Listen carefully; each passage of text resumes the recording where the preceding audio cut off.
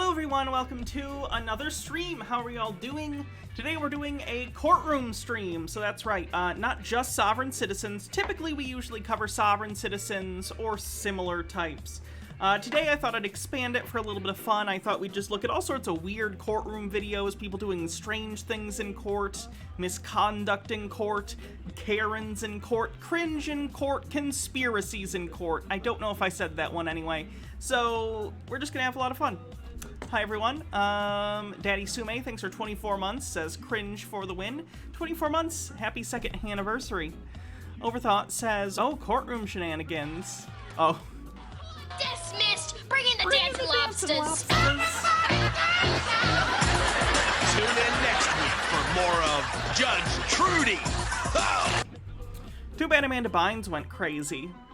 Overthought, oh, I read that one. 2010 Giselle, hello, how you doing? Welcome, thanks for the follow. Speedy Yoshi says, as a Blu-ray connoisseur, what do you think of this?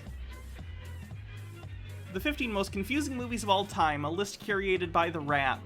I am begging people to watch more movies. Yeah, most confusing movies? Shutter Island couldn't be less confusing. They spell out everything at the end. Will I Am Not Okay says, yay, Hannah, just in time for my lunch break. Oh, fortuitous. Interstellar is not hard to understand. What? Oh my god. The Matrix? Did these people not watch the movies? Just watch them. Just watch the movies and they explain it. It's not hard. Those people have never seen Primer, apparently, if they think those movies are confusing.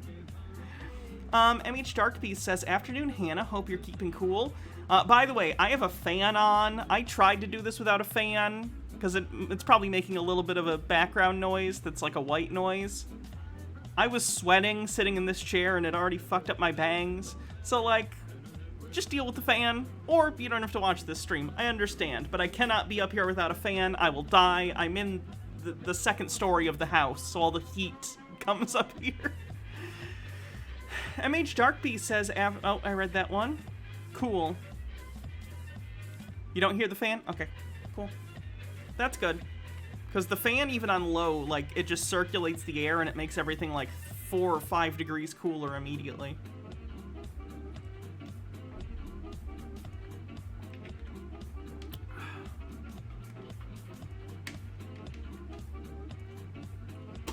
Alrighty, so I guess let's just get into it. Ooh, voice crack. I've been trying to practice my voice a little bit more, so my throat's a little dry, so apologies if anything is cracky or anything like that. Oh, I didn't read all of it, you're right, I'm sorry. MH Darkbeast says, afternoon, Hannah, hope you're keeping cool. You see DC Warner Brothers is having even more problems. They're recasting and replacing Amber Heard from Aquaman, and Ezra Miller apparently kidnapped a teenager. Where did it go? A teenager they were involved with. Oh, God. Woof. Just destroy the whole franchise. Use the Batman and use the Batman and the, Joaquin Phoenix Joker movies as just the blueprint for the rest of the series and reboot. Reboot. Hydrate. Can do.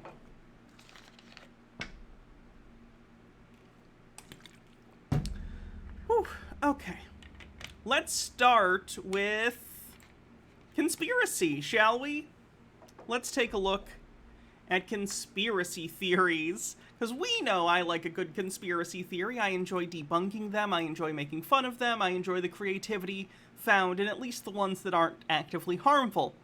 Today we have someone who's going to bring a lot of conspiracy theories into court.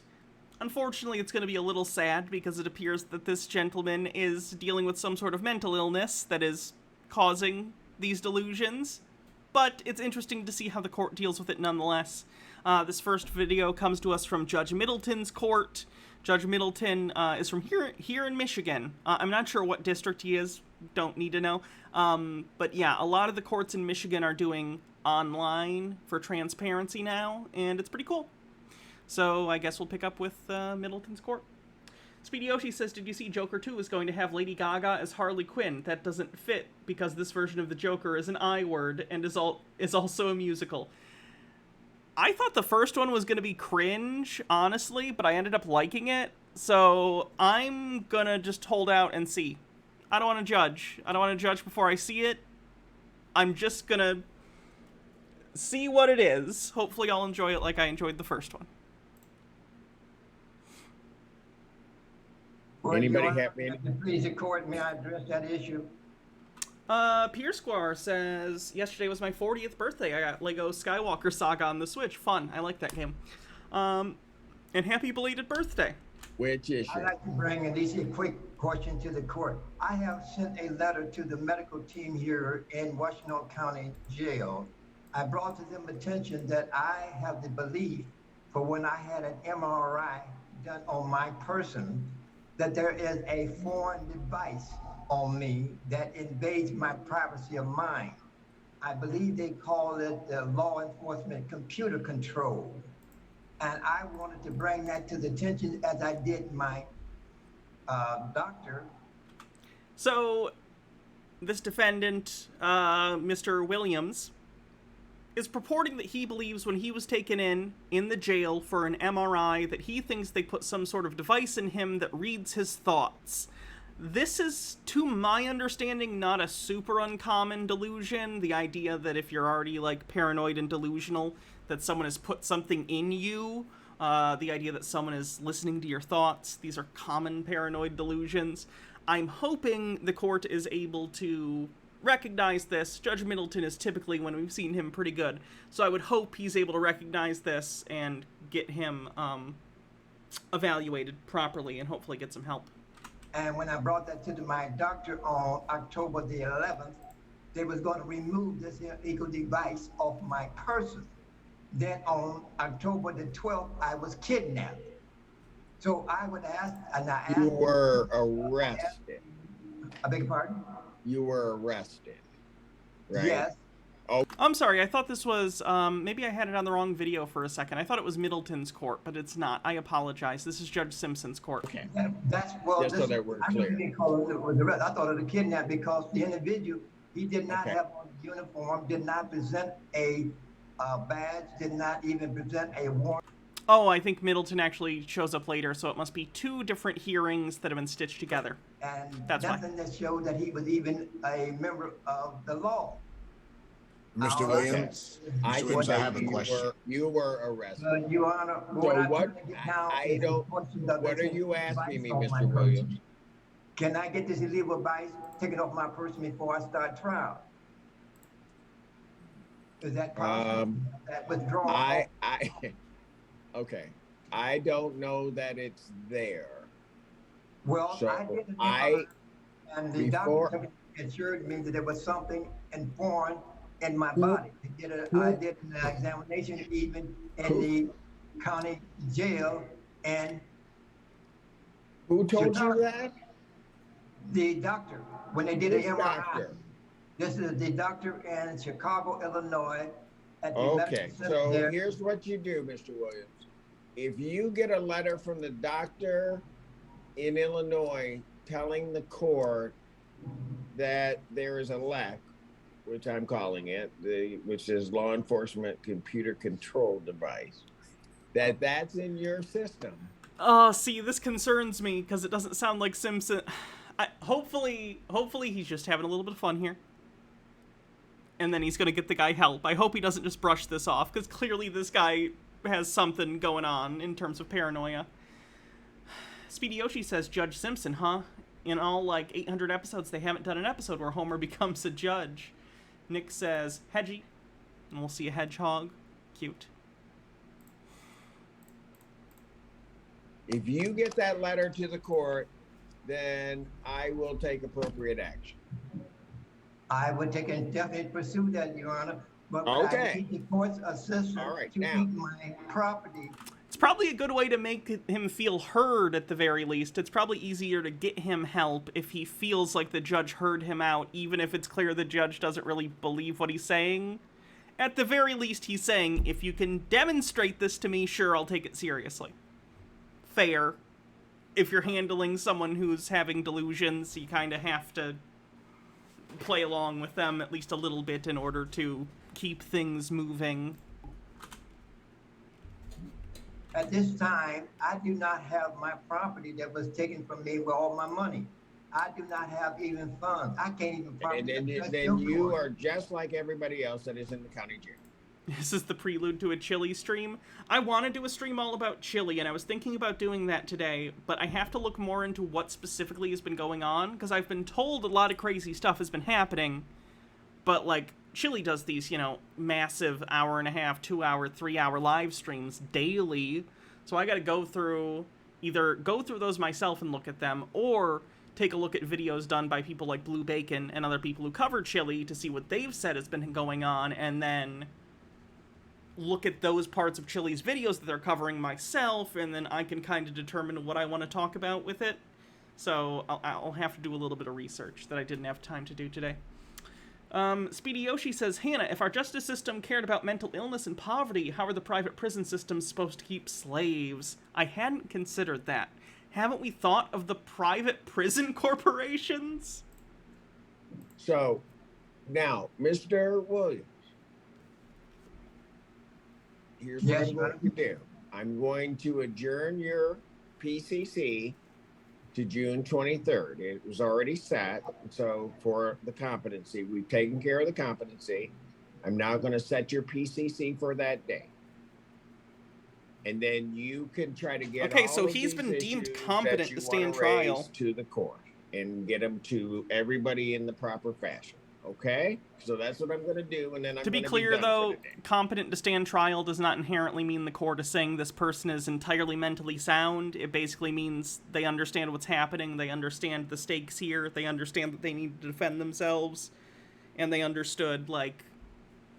Basically, they understand they're in court, the seriousness, what they're being charged with, why they're being charged with it, stuff like that. If your delusions are completely outside of the purview of this in a way that does not affect the, like, alleged crimes or the proceedings, you can still be found competent to stand trial.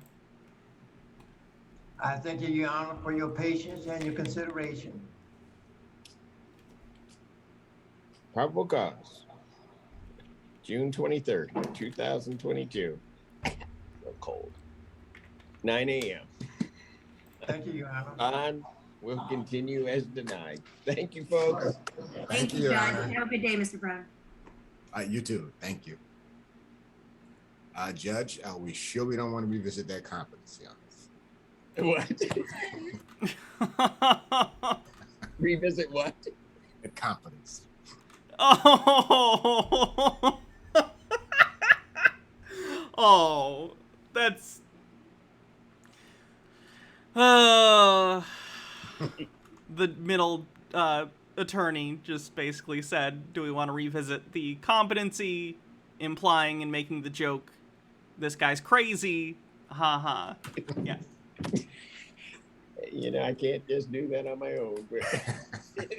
All right. You want an independent Mr. Brown? You know how to ask that, Mr. Brown. I'll leave that to you. I'll leave All that right. to you guys. Thank All you. right. I've heard of those leg devices. Sume says, Hannah, we should do a cringe stream about him. All the cringe that is you. No. Right. Take care, folks. Have a good one, everybody. Thank you. Morning, sir. Good morning, sir. Are you Kevin Carl Wilson? Yes, sir, ma'am. Let me get your case up here.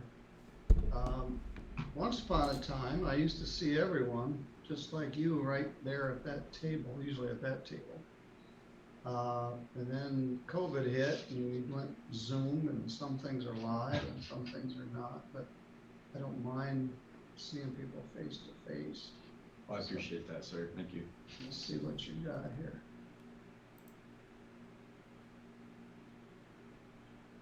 God, my sweat just ruined my bangs. This is a misdemeanor Ew. charge of malicious destruction of property.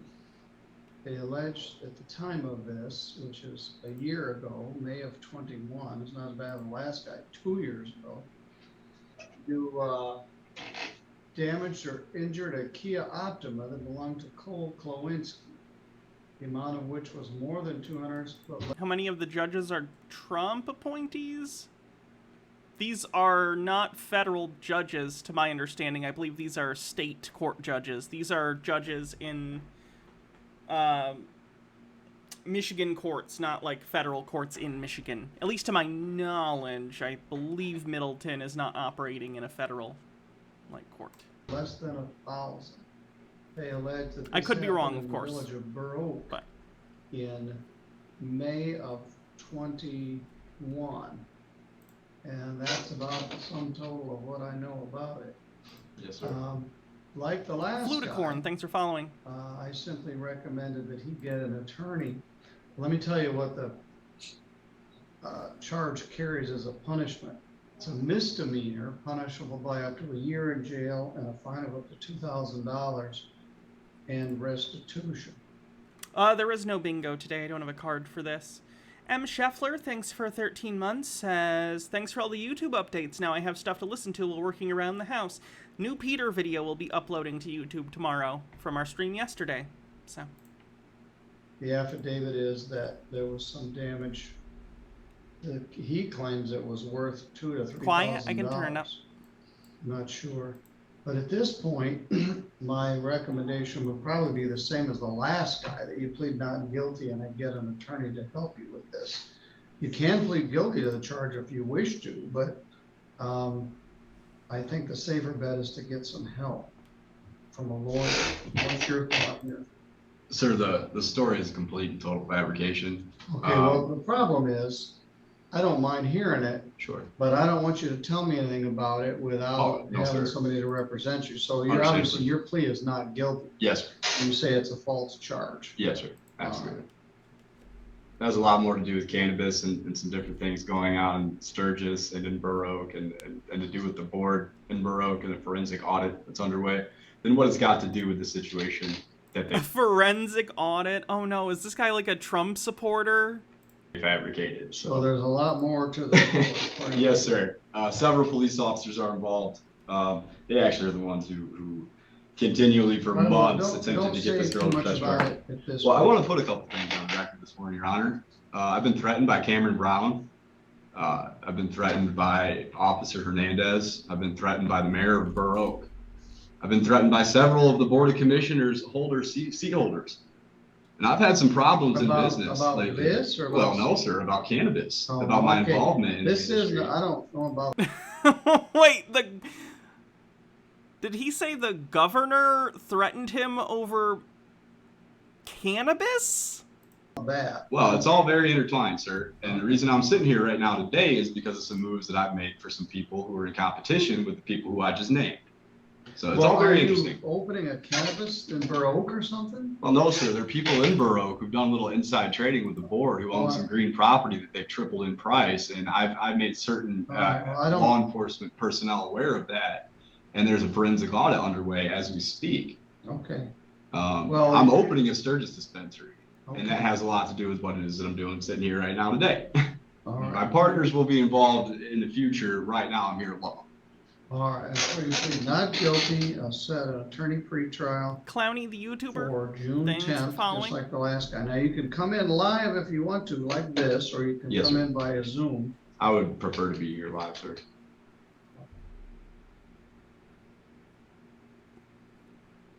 Now I show a Delton Hello. address. Is that Yes, sir. correct? Yes, sir. That's my mailing address. You can reach me there by mail. All right. I'm in Lansing mostly at the flat. There's a but lot of cannabis.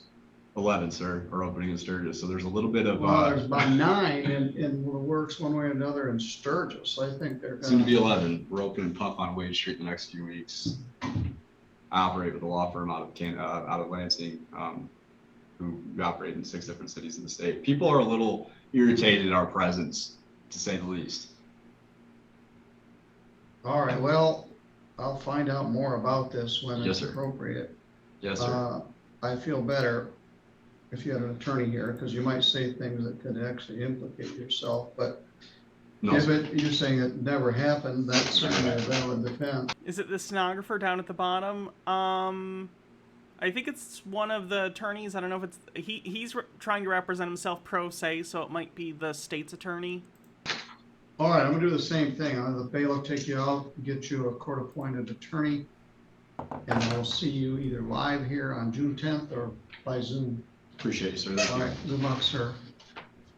I don't think we've met before, so. We've met. You bumped my case up to Mr. Sussman, so he took care of me last time I was down here. Well, I didn't see you very long. Then, No, sir. Okay, thank you. You know what? I'll tell you, if you ever look into that, one of the best things that ever happened to me. Boot camp in Chelsea, good place to be. Oh, you did boot camp? Yes, sir. Good for you. We'll see you later. Okay. Judge Middleton always seems like such a nice guy.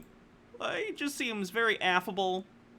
He listens to the people, but he shuts things down when things are getting out of control. He seems like a really good judge.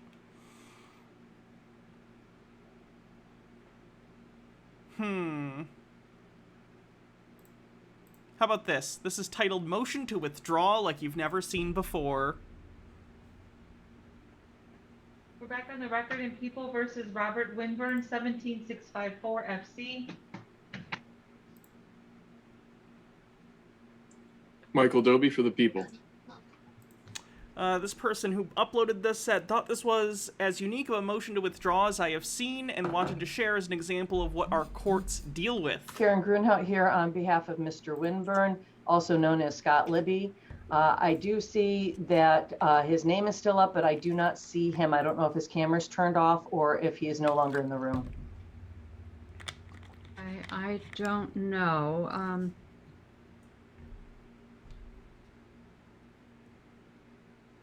Do you see Mr. Winburn anymore? There he is. Okay, Mr. Winburn, your device is muted. Someone there will need to unmute your device. Ms. Grounhout, I understand you have a motion. Yes, Your Honor, and I don't know that my client has received it. I did send it to him through a JPay earlier today. However, I don't know his access with regard to it, but I am motioning the court to withdraw as counsel for the defendant. There's been Okay, so for those who don't know, it's obvious now, but a motion to withdraw is when basically the lawyer's like, this is too much, something is going on that is like making it impossible for me to do my job, so I need to leave so another legal counsel can come in and take care of this case, as the defendant is of course entitled to. It can, from what I've heard, it can be difficult. You have to have some pretty solid grounds for this, so I'm interested what happened that is causing her to want to withdraw. Jay Delphin, thanks for 5 months, says 5 months, indeedly do. A breakdown in the attorney-client relationship to the extent that the public defender's office can no longer zealously represent the defendant. The defendant has written to the press alleging misconduct between myself and the court. The defendant has threatened to slit his throat in protest of my office's representation of him in the above captioned matter.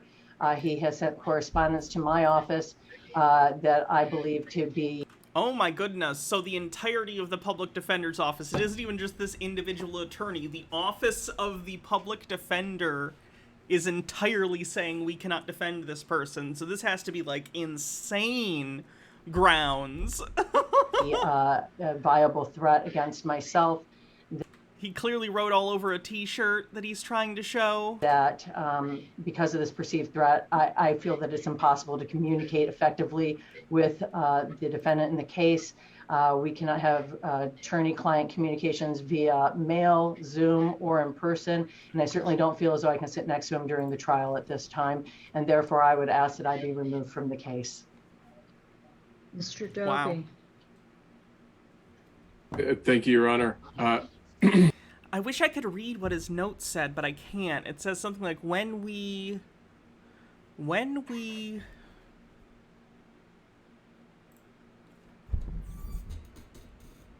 Yeah, I absolutely can't read that.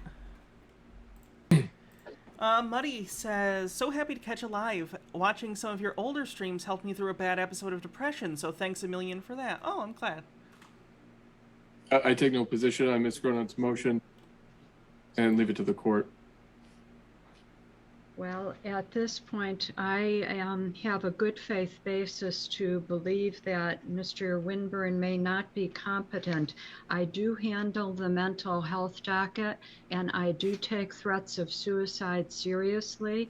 When we have a person who is threatening to slit their throat over protestation of an attorney's representation.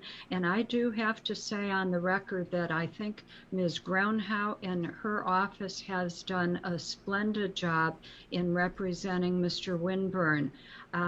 She has been very professional, very ethical, and we were so close to being able to get this case tried in 2 weeks. We're just 2 weeks away from our trial date, roughly, the 13th.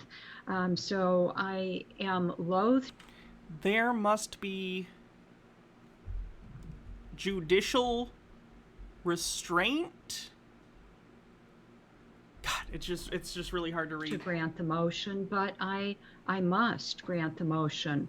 I cannot require this able, competent attorney to abide by what's going on. And as I said, I now have a good faith basis for believing that Mr. Winburn is not competent to stand trial. So unfortunately, I am referring him of the court's own volition to the Center for Forensic Psychiatry. Yeah, that tracks. Okay, I hope that guy gets help. For another competency evaluation. I understand that he had one that was probably a couple of years ago now, but I do believe that he has decompensated to the extent that he can no longer effectively assist in getting his case tried. Good for that judge. I'm glad she was able to recognize that and make that call. Hopefully he's able to get in a clear enough headspace with some help that he can stand trial. Steve with the Q with 100 bits kicks off a hype train. Thank you very much. M. Scheffler with 100 bits says bits. 44% to level 1. He knows that I will not allow him to represent himself because of what happened when he tried to do so and we had a mistrial. And oh God, they already had a mistrial. Oh God. His conduct. Because he tried to represent himself and it went so badly. That's not good. The court doesn't like when you waste time and money. Not great. Bittergrin, thanks for 100 bits. In the courtroom, just spirals out of control. So your motion is granted, Ms. Grounhout. If you would please submit an order, we will appoint the next person who comes up on the list through the appointments office. You know, the court isn't handling the appointments anymore, so they're going to have to find another attorney for Mr. Winburn. And nice. We... Puka, thanks for 50 bits. We will... Actually, Mr. Doby, can your office prepare that order for the competency evaluation? Yes. Thank you. I would appreciate that. I'm somewhat short-staffed here, so. Is there anything further, Ms. Grounhout? No, only that I did submit an order for withdrawal along with my motion, so that should be in the files. Okay, I will look for that. And thank you again for your service to this defendant and accepting the appointment. And thanks for following. I don't recall your associate's name who previously was engaged. I thought he was very professional and competent as well. So if you would also give my thanks to him as well. I will do so. Thank you, Judge. Thank you. And that concludes this hearing.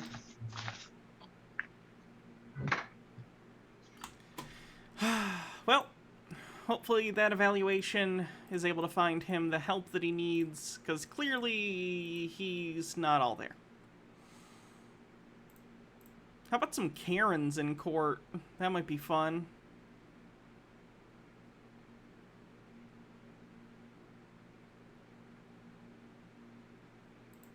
Kolsky comes back. Security earnings statement has been requested by his wife's attorney. Ms. Kolsky comes back after everything was finished. Stakem 619, thanks for 100 bits. 66% to level 1 with 2 minutes left. Except for the Social Security earnings statements, which he doesn't have. He gets his Social Security every year indicating. The earnings statement. He gets his earnings statement. He gets it. He gets it every year. So she asked for it. Why didn't he provide it? He doesn't have it. He threw it away? I would presume he did. Oh, come on. I wouldn't necessarily call that a Karen. I don't know. I don't get Social Security, but I feel like I'd throw away something like that, probably because I'm really bad at keeping paperwork. Bardlock Moses, thanks for gifting a sub. Clearly, Judge Convery here doesn't believe Taylor or his attorney, so he decides to do a very quick courtroom poll on it. Don't you get it? I get it. You get it? You get it? Everybody gets it. Social Security sends it to your home every year. Alvarez, however, disagrees based on her own personal experience. No, I don't get it. They sent it to my home 4 years ago. I haven't received it in the last... Muddy says bits for hype with 400 bits. Thank you. Ooh, Trans Train. Level 1 complete. 19% to level 2.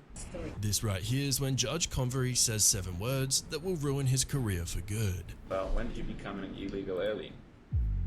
Let's see how the rest of this hearing played out. Judge, I am going to... That was a totally inappropriate comment. I didn't mean it.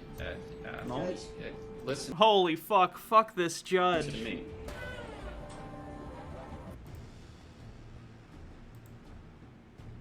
Alvarez has since filed a misconduct complaint against Judge Convery, which, along with other public complaints, led to... He said, since when did you become an illegal immigrant or something like that? It was some racially based, comment. It was really fucked up. ...to a public reprimand by the New Jersey Supreme Court. Moving on, we have yet another racist. This time we've got Ken, not Karen. Ken's erratic behavior landed him in front of a judge on Zoom from prison. In the June 14th incident, Joseph Fuchek was captured on video appearing to have a gun and waving it and yelling racist and homophobic slurs at a homeowner. If it was your property, why didn't you walk over there? Because you're a lying that's why. The victim, Dwayne Wynn, says he was talking to his neighbor when Fuchek put a flyer in his mailbox. Wynn was looking at that flyer when Fuchek came back and accused him of stealing it from his own home. Wynn testified by... People are just psychotic. Miss K's with 100 bits says Pride Month still going strong. Nick with 45 bits says cat. 28% to level 2 on the hype train. Oh, that's a really pretty kitty. I like the purple bell, too. By Zoom conference on Tuesday as the prosecution tried to keep Fuchek behind bars before trial. During the hearing, Fuchek did not testify. The judge set bond at $35,000. If he posts bond, he will be placed on house arrest. I now present to you Amber Rocco, the woman who deeply, deeply regrets getting caught and having consequences for her actions. Nothing but yet another racist Karen. God, why are so many... I don't understand the point. MH Darkbeast with 50 bits says Happy Pride. Some folks told the homeowners that their pride display was too much last year, so being Chicago queers, they added a giant gay unicorn. Cool. 30% to level 2. Amber Rocco said she did absolutely nothing wrong. She had just gone to pick up a pizza when everything spiraled out of control. Amber Rocco spent a short amount of time before the judge today. She found out she'll have to return to court at the end of the month.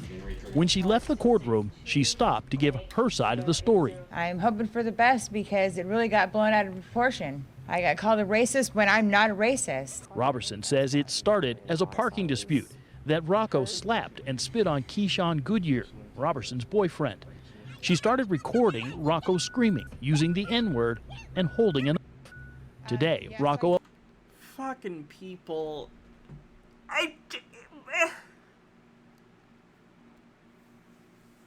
Can't we all just eat pizza and not be racist? I'm gonna put that on a t-shirt. Eat pizza, don't be racist. It's that easy, everyone. Just be excellent to each other and eat pizza.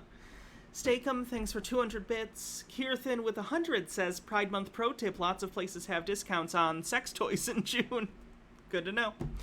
47% to level 2 with a little under a minute left. Will apologize for what she said in the recording. I do 100% from the bottom of my heart regret saying that word. I've never in my life used that word.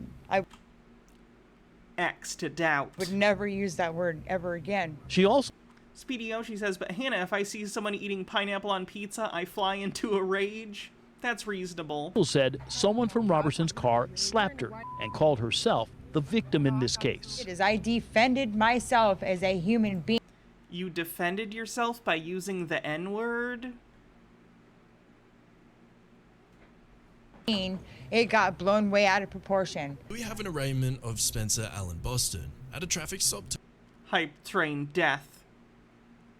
Frantic Girl, thanks for 12 months. Happy anniversary. Thanks for level 1 hype train, everyone. 2 months prior, he was charged with speeding and possession of marijuana. Boston doesn't think the laws are very fair, so he decides to put his own spin on protesting in the courtroom itself. Oh, we've seen this one, but it's so good. We need to watch it again. I spoke to Mr. Boston. He said he wants to represent himself in this case. I told him today was just an arraignment. It's either guilty, not guilty type day. To which he responded, I just want to plead my case to the court. So he didn't want to talk to me after that, so that's why he was started talking, son. Yes, sir. I think it's very unfair, the marijuana law here. I think we the people deserve better because marijuana is a very harmless drug, and it's been around for ages, since the 80s and 90s.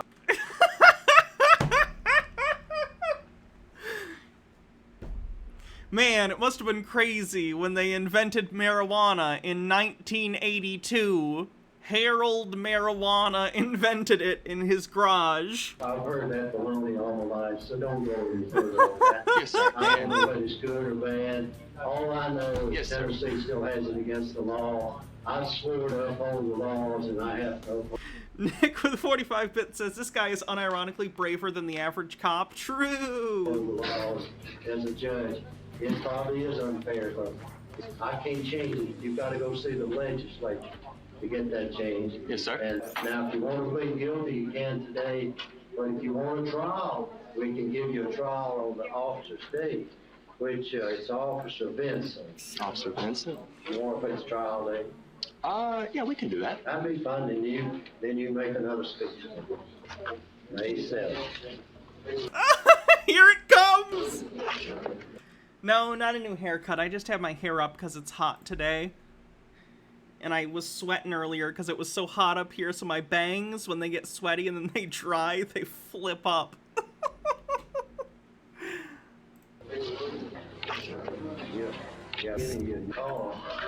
We the people deserve better. Brave but stupid. Boston's actions led to him receiving an additional 2 charges of disorderly conduct and contempt of court.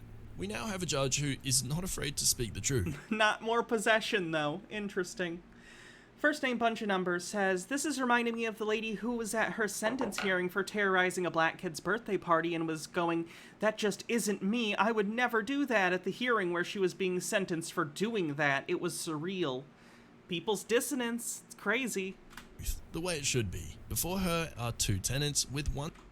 Like, a lot of racist people genuinely, they understand that being racist is bad. Like, even if they don't believe that, like, deep down, they understand that society as a whole views racism as, like, a fundamentally bad thing.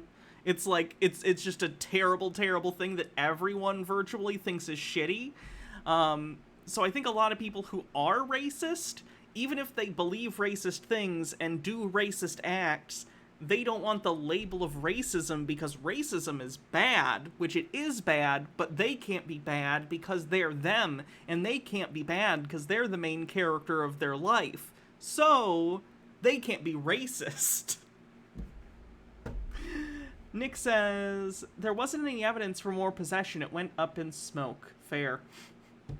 Leasing to the other. They're in court today rectifying a break-and-enter and assault that occurred in the home.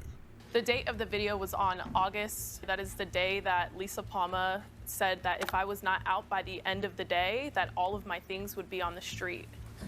Well, it got you on video. It's my house. That's fine. I do what I want to do. It's my house. You don't own this house. It's my house. Hey, can you tell the neighbor to call the owner of the house? Did you put your hands on her? Did you? You kicked in her door. Then what you're telling me is you calmed down. That's not what happened. Sorry, Mrs. Schlesinger. No, that's not. She Why didn't do why this didn't to I go to herself. jail? Police came out and did not arrest me. I would They were have been borderline. taken to jail. They almost I did. would have been taken. They no. almost did. You kicked in her door for which she had paid rent. You had no right to kick in her door. Yes. With regard to this, you're going to pay her exactly what she asks for, $1,500.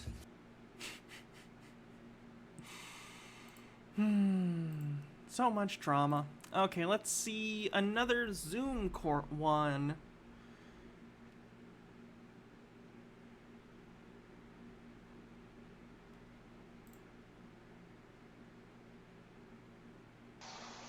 Ashanti Short versus Richard Jordan, case number 20 G4040GC.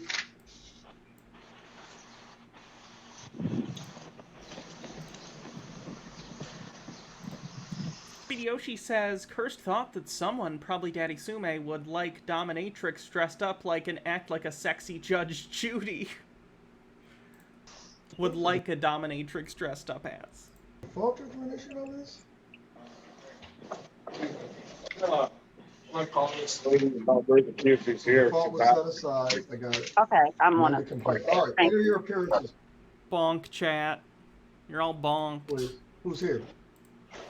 Quashante Short, QASHONTAE SHORT.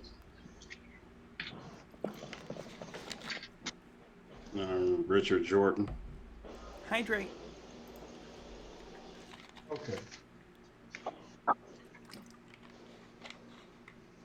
So, Mr. Jordan, did you send in your pretrial questionnaire yet? No, sir, I did not. I was in the process of moving and got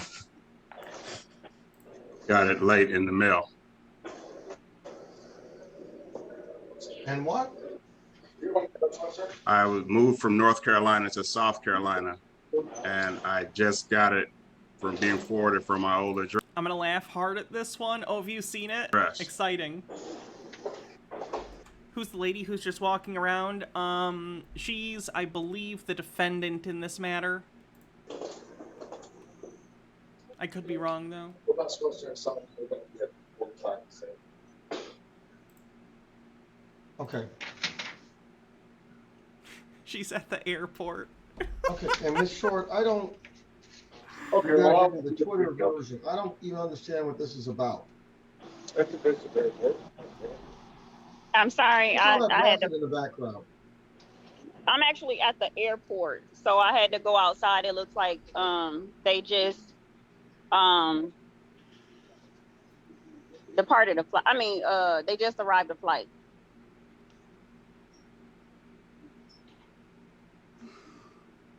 So I'm outside. It's a lot of people. It's a lot of people around. So I'm trying to go where there's no traffic. But you're at an airport.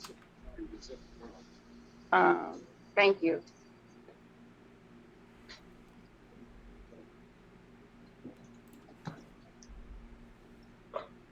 That's okay.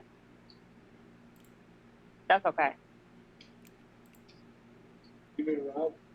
No, I'm trying to finish this before I get finished. She's gonna get contempt of court so quick. Luckily, she's in an ideal place to get away from the jurisdiction of the court. She just has to hop on a plane.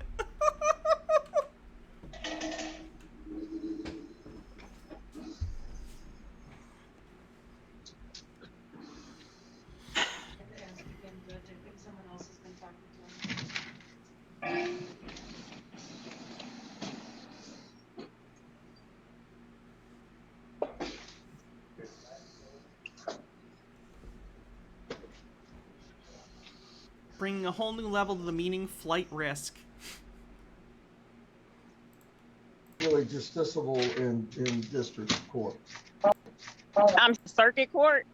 In district court. I'm sorry. I can't hear you. I said that's not something that's justiciable in district court. That has to be brought in circuit court. So you said it's not permissible. Oh my God. Oh, this judge is going to get so mad. In district court, it has to be taken to circuit court. That's an equitable action, yes. Mm-hmm.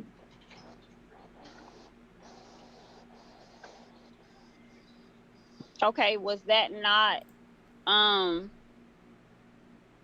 thought only criminal offenses, well, I guess it would be considered, I don't know if it's criminal or however you want to consider it, but I thought only criminal offenses were brought before. You see the judge, you're just like, I'm done. For the circuit court.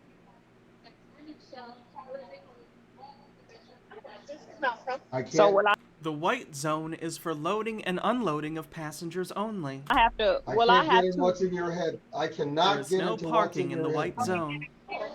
I'm sorry. I gotta go back in because I can't hear you. Oh my God! Does she? Someone in the chat said, "Does she not have headphones?" And I was kind of like skeptical of that thought. I was like, "There's no way she doesn't have headphones. There's no way she's doing this without headphones." Guys, I think she. I don't know if she has headphones in.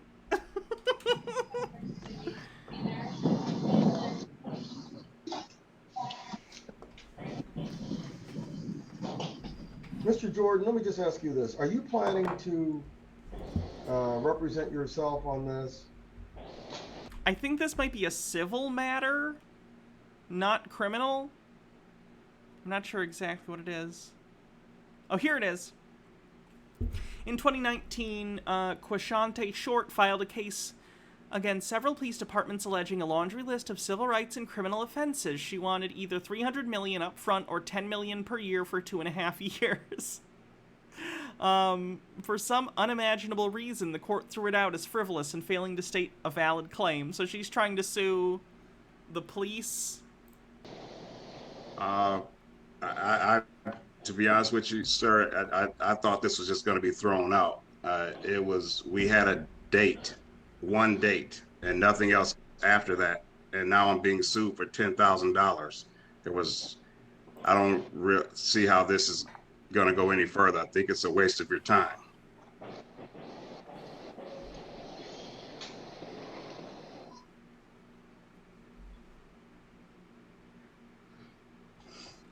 Oh my God, I think I recognize this airport. Hold on.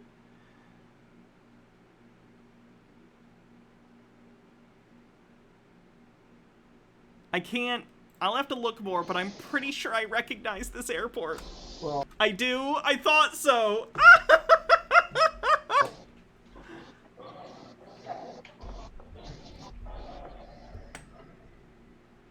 Yeah, it's Michigan. The problem is this.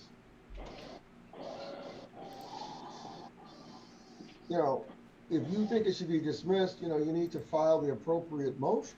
You need to file a motion to ask for that.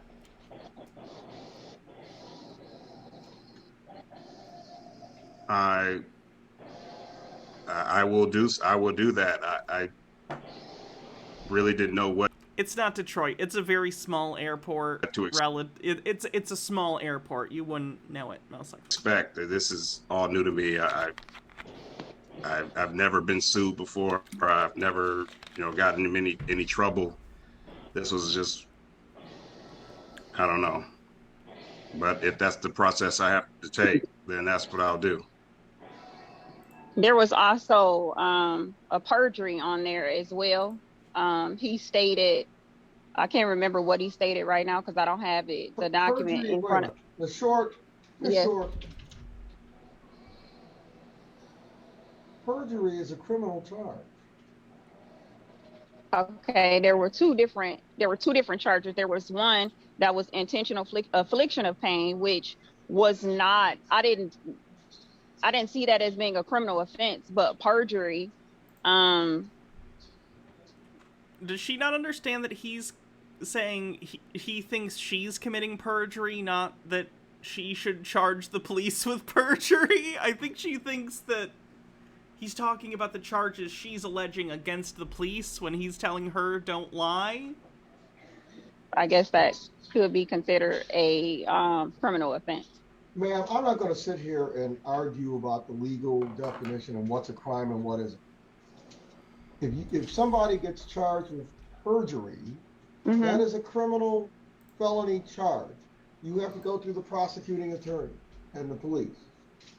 Okay?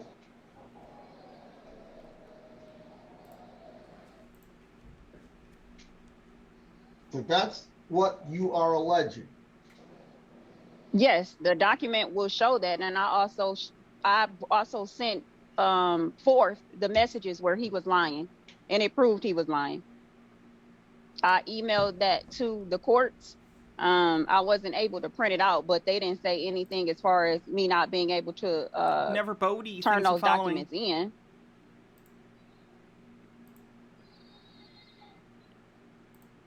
But that should have been in the case file as well.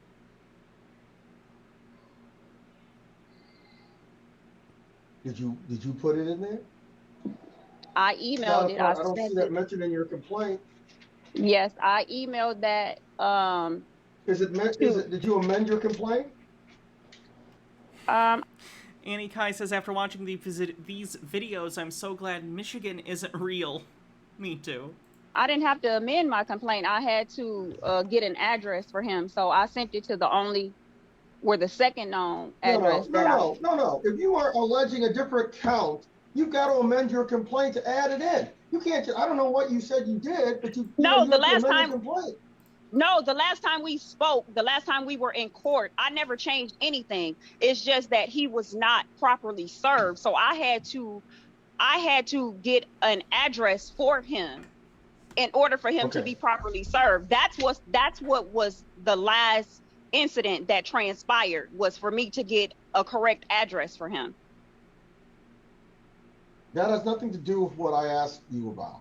I know you asked me about an amended. I asked you about what your claim is about. You said intentional infliction of harm, and I assume you mean intentional infliction of emotional distress. And you said perjury. That's the basis for your claim. Yes, I'll amend the complaint. I thought I had that already in there. I received a document, I guess after I sent the correct address and he got the document, he sent a letter that should be, I guess, in the file. No. It's his version. First of all, do you understand what perjury is? Yes, I understand perjury is a... Oh, I think this is about to get spicy. I know what perjury means. Perjury is a statement, a false statement made under oath. So exactly, and I got documents that prove he was lying. You don't understand. It's a false... Holy shit!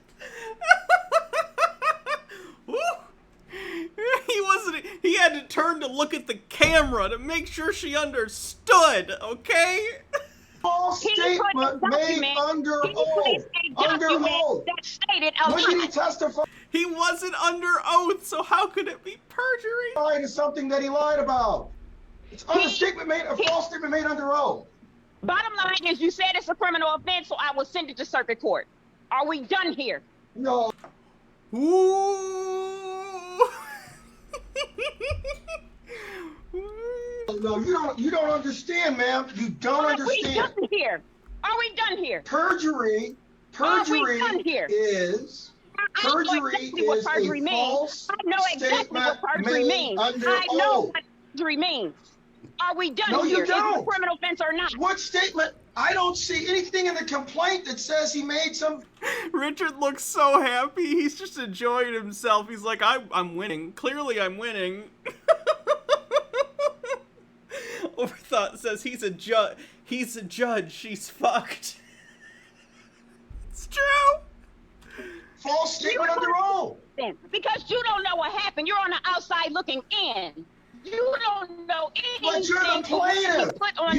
Wait a minute. You are the plaintiff. Are we done here? You have to lay out your allegations properly. Are we done here? No, we're not. Exactly what perjury means. No, we're Do not. insult my intelligence. You have to do not insult my intelligence. You have to lay your. Please do you not have to insult my lay. intelligence.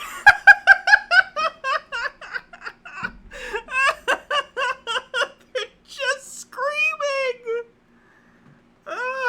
Or complaint out. You have to allege this in the complaint. You have Please not. do not insult my intelligence.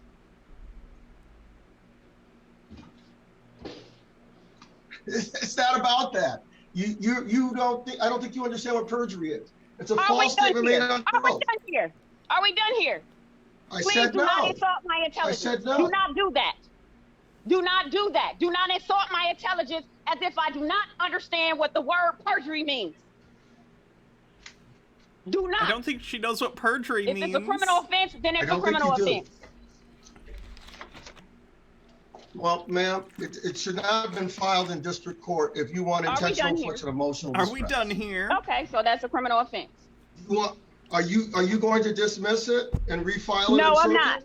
No, I'm not going to dismiss it. I will file another case in circuit. But as far as I'm concerned, You can't have two cases on the same. Yeah, she definitely thinks perjury just means lying to someone. I think she doesn't understand the under oath part. Ma'am, you can't have two cases going on the same issue. Well, I'm Prakagam says, how can he insult a thing that doesn't exist? I'm not dismissing the case.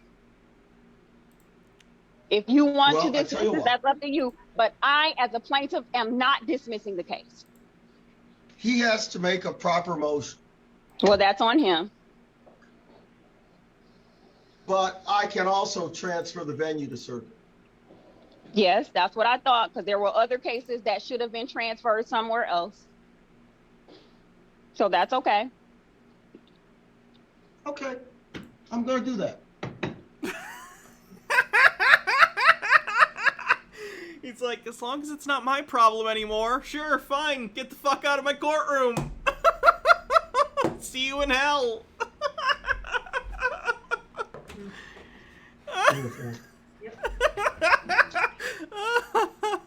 Poor Richard.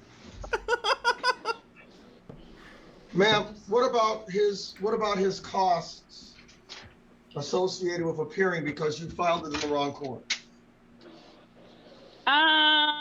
I need to see because I was not aware, since you said perjury was not on there, I was not aware that a criminal offense for intentional infliction of emotional distress was considered a criminal offense there, that it had to be I didn't say that. That is not what I said. Yes, that is not what I said. That is I said that, sir. No, I didn't. You yes, said you did. that. You stated I that. said that circuit. You stated that the criminal. You stated that. We are all Richard on this day. I have never seen someone in court argue with a judge like this. This is insanity. Emotional infliction of emotional distress is a criminal offense. And you stated that perjury is a criminal offense.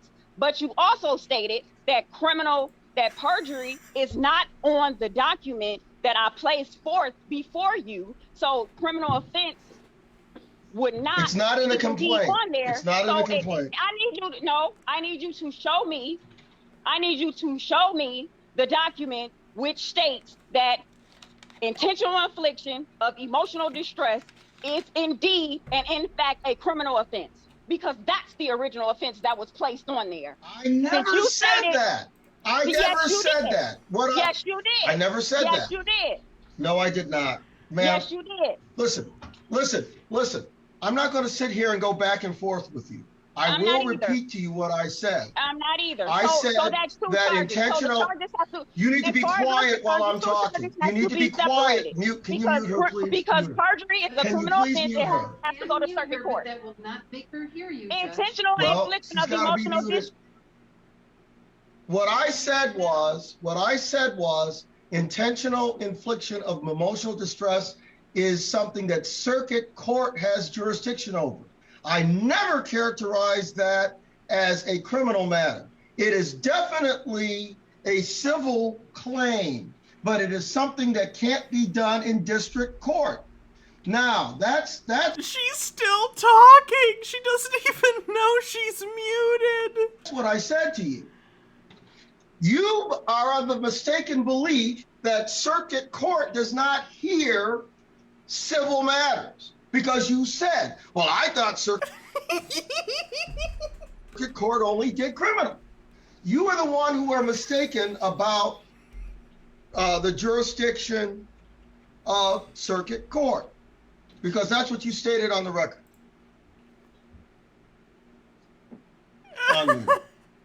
She's still going. She's been talking the entire time. Well, I said I was muted. Judge, excuse me, you don't understand how this works. Let me explain something to you about Zoom right quick. This is the most bizarre courtroom video I think I've ever seen. They're about to text-splain something to the judge. Prakagam says, every single person on this call is fun to watch. I agree. Okay. When I muted her and now I'm asking her to unmute, if she doesn't do something on her end, she's still muted. So right now she's still muted. But I have asked her to unmute. She's not looking at the device that she's holding.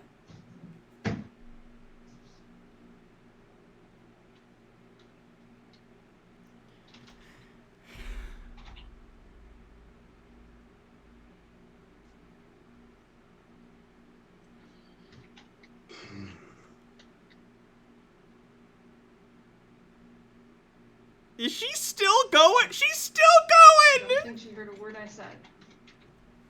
Because, like I said, she's not looking at it to know I've asked her to unmute.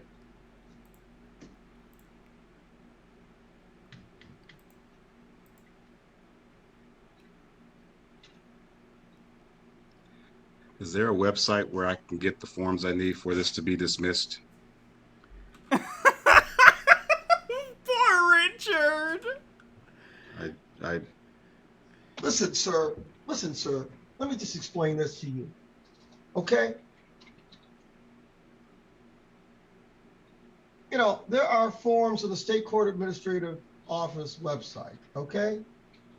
But, you know, if you don't know what you're doing, if you don't know what you're filling out, you know, you're just flopping around like a fish on a dock.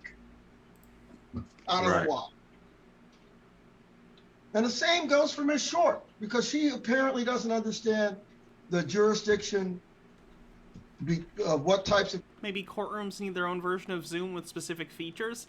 That'd actually be something interesting for Zoom to create and maybe... I hate that this is the motive, but they are a private company, so it wouldn't surprise me if they did that with specific courtroom features where the people in the court have, like, admin privileges to do everything. And then they just give, like, a login to the defendant or whoever, and the lawyers and stuff, and then they maybe charge the court a yearly fee or something. Steve of the Q says, so this is going to series, right? I hope so. The cases can be done in district court and what types of cases can be done in circuit. That's why we're having this issue right now. She's still going! Okay. Oh my god! I literally talk for a living, and I don't think I talk this much without, like, waiting for some sort of feedback. You know, look. How could I put it?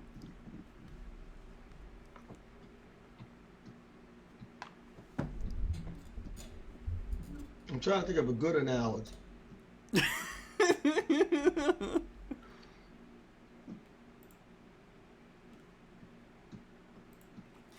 Prakagam says, corporate Zoom already gives people the ability to unmute people. I would think normal Zoom does too, but I don't use it. I don't know. I do this for a living, so I've never had to use Zoom. At least not at length. If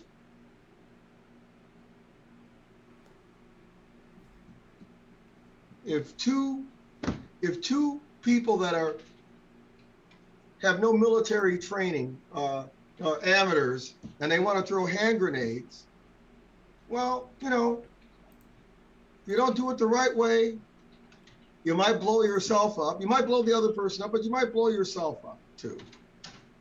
You know, and people need to, if they don't understand how the process works, I would say this to both parties, you need to seek out legal counsel. So both of you have the right to go to the State Court Administrator, Michigan SCAO website for the standardized court forms. But I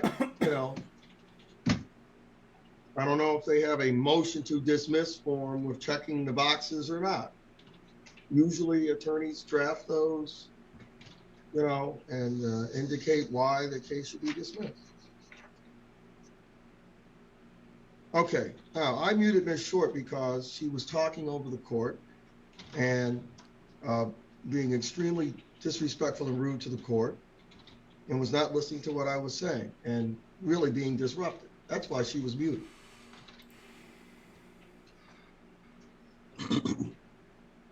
Now, if she is ready to listen to the ruling that I'm making here, then... Yeah, she doesn't have headphones in.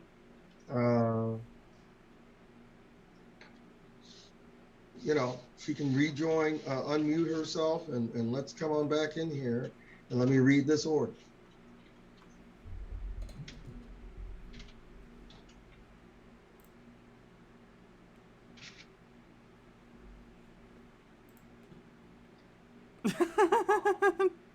I can barely hear what you're saying. Like I said, I'm at the airport. There's a lot of people around. Ma'am, are you getting ready to go on a trip or something? No, I actually just came. I had a rental car. Okay, to be clear, this airport has a huge parking lot. I guess she needs the Wi-Fi, but like, I don't know. There are areas she could go that would have fewer people. It's not that big of an airport, but it's also not a super busy airport because it is smaller. Oh, I see. Okay. Ma'am, this is what I'm doing. I am ordering that this go to Seventh Circuit Court. Venue is to be changed because intentional infliction of emotional distress is a circuit court matter outside the jurisdiction of district court. Plaintiff shall pay the filing fees in the receiving court. And I don't know if you asked for a jury trial or not. You did not, it looks like. So there was no jury fee. No further proceedings shall be had after transfer until these costs or expenses are paid. If not paid within 56 days of the date of this order, this case shall be dismissed by the court to which it was transferred.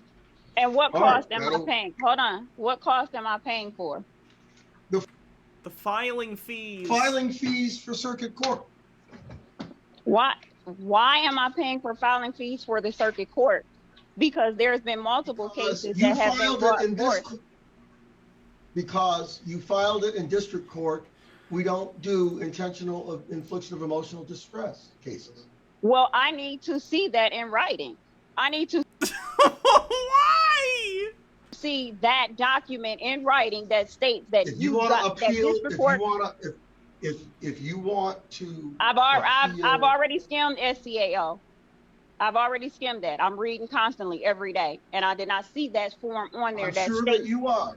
But yes, I am. If you want to appeal my ruling, you got 21 days to do it. Yep, I do. You got 21 days to appeal it to the circuit court. My ruling. Okay? Thank you both.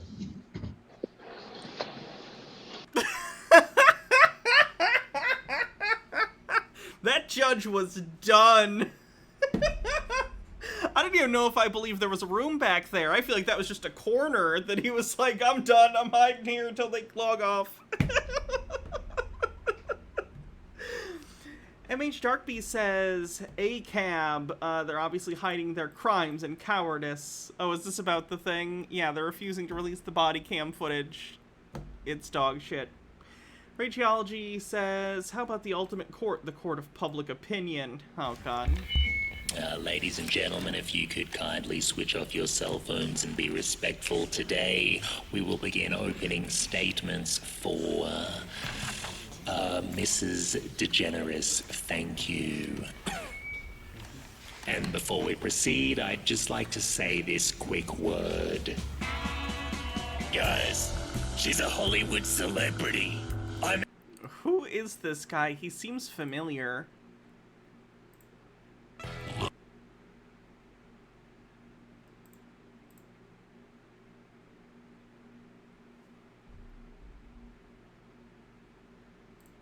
I'm a YouTuber. I fucking hate Ellen. So, yeah, guilty. Suck shit, Ellen. The sound of justice. Have we all...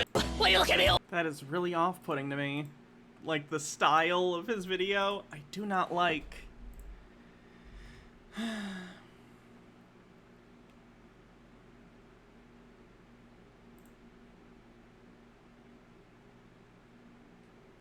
Case number 2040028. Case number, and that is City of Milan versus Nicole Steenson. Case number 2040423 is City of Saline versus Nicole Steenson. Case number 2240110, Village of Manchester versus Nicole Steenson. Just to object for the cities of Saline and Milan. Radiology says, that's me, the bringer of do not like. Victor Lillick for the Village of Manchester. I think it's good, too, that a lot of places are allowing Zoom court even beyond, like, COVID stuff. Some people have transportation issues, like they don't have a car or don't have, you know, easy ways to get to the court, or it's too expensive for them to get to the court for whatever reason. Ma'am, can you state your name? Nicole Steenson. Okay. You had previously waived your right to an attorney. However, if you changed your mind and you would like the assistance of an attorney and you can't afford one, the court can appoint one at the public's expense. Would you like the assistance of an attorney? No, ma'am. Okay. What are we doing on these cases? Well, I haven't had an opportunity to speak with Mrs. Steenson, Your Honor, so this is I have my not first spoken to you either. Ma'am, you have to reach out to the prosecutor if you're representing yourself so you can discuss these cases. Do you have so you can write down their phone numbers? No, I just wanted to so I can get it over with. I didn't know I needed to reach out to someone.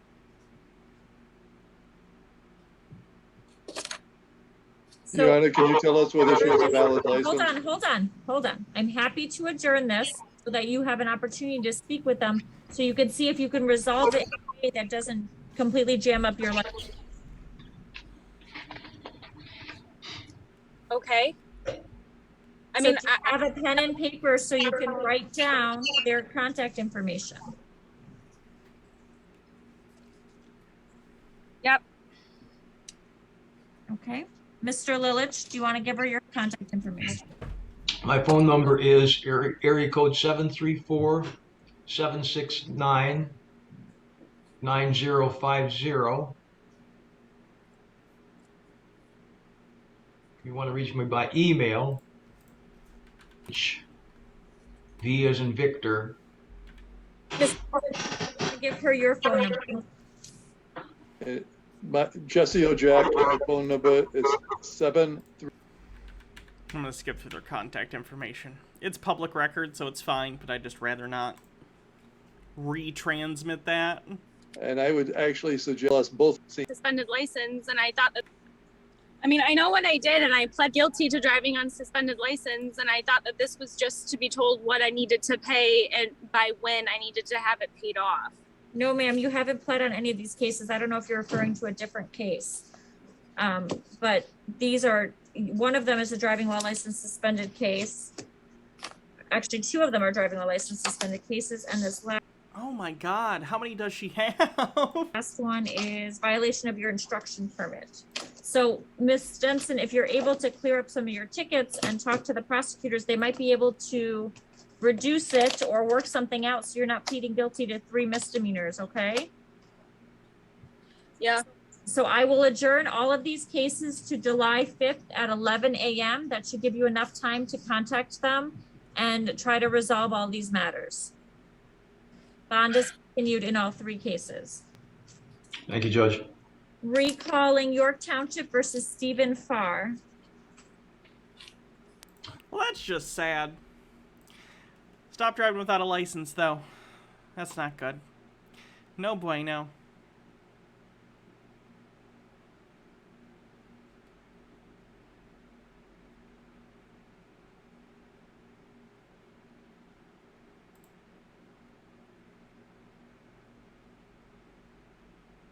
Again, 22147 FH. Lou Danner for the people. Good evening, Aaron Primek.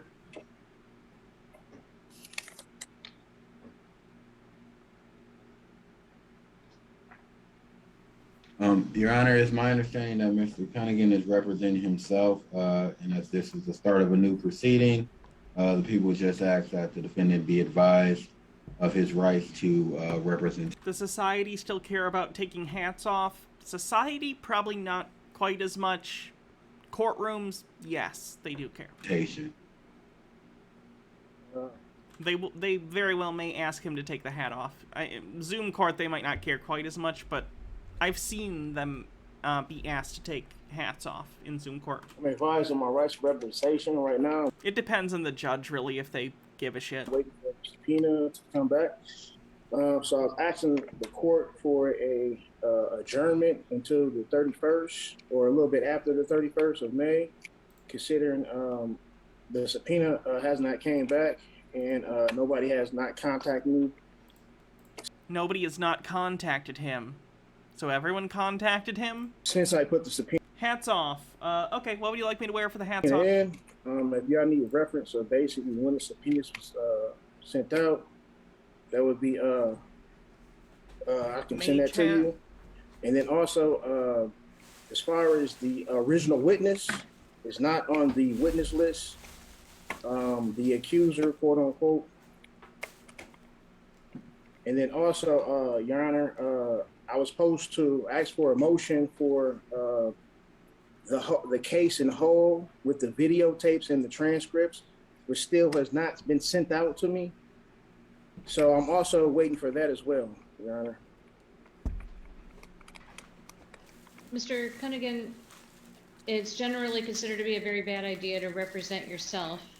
I want to advise you that if you do choose to represent yourself, that you're held to the same standards as an attorney. And as you know, attorneys go to school for years to learn how to do what they do. I won't be able to help you to practice law, ma'am. represent yourself or to follow the rules. To practice law, you don't need to be a part of the Bar Association. Sorry. I already looked that up. Unless Mr. Lou Dang can show me a license, and I'm not talking about a bar license as well, I would dearly appreciate that. Sir, you can represent yourself. It's just a bad idea. You can't represent other people, though. He's spouting sovereign citizen stuff that he thinks probably means anyone can practice law, which is untrue. You can be your own lawyer, but you can't be anyone else's lawyer unless you are licensed to do so. That as well, but yes, I'd rather represent myself. Okay. If you want to show me a license, we can go all day. Actually, I'm talking about the practice law, ma'am. I'm talking about the practice law. You don't have to have a license to practice law. I mean, this is not the first time I've been in front of you. It's fine. He did his own research. That always works out. I know that, sir. You said that you wanted to see a copy of Mr. Danner's license. Okay. Well, you just kind of. I mean, I'm not taking it as a threat or anything, but you just stated it because he went to law school or whatever. That basically, I still don't know my rights, ma'am. So one of my rights I'm asking is basically. Yes, ma'am. I'm required by law to advise you that it's a bad idea for you to represent yourself. I'm not doing it to So is that threaten you or can I intimidate ask you a or question, scare ma'am? you or anything else. I'm doing it because I'm required to. Well, ma'am, I'm gonna ask this question then, ma'am. Is that advisement, privately or commercially, ma'am? Is that advice? Imagine taking an action that's so self-sabotaging that even the state is like, we need to put a disclaimer on this. They're like, it would make our case easier, but this is so bad for you that we have to sell you this, otherwise you'll appeal. Privately, commercially, ma'am? Is that advisement privately or commercially? Are you advising me commercially or privately? You just stated it, advising. I'm advising you on the advised me record. basically get attorney. I'm advising you on the ma'am. record. So would that be What, sir? privately? Would that be commercially, ma'am? It's neither. It's on the record. How is it neither on the record when basically it's a you're not my attorney, so how can you advise me to do anything?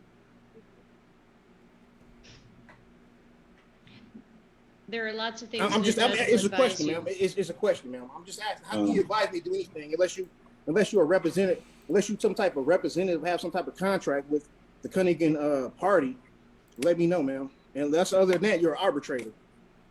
Mr. Cunningham, every time that you appear in front of me when you're representing yourself, I'm going to give you the same advice, which is that you would be better served by having an attorney.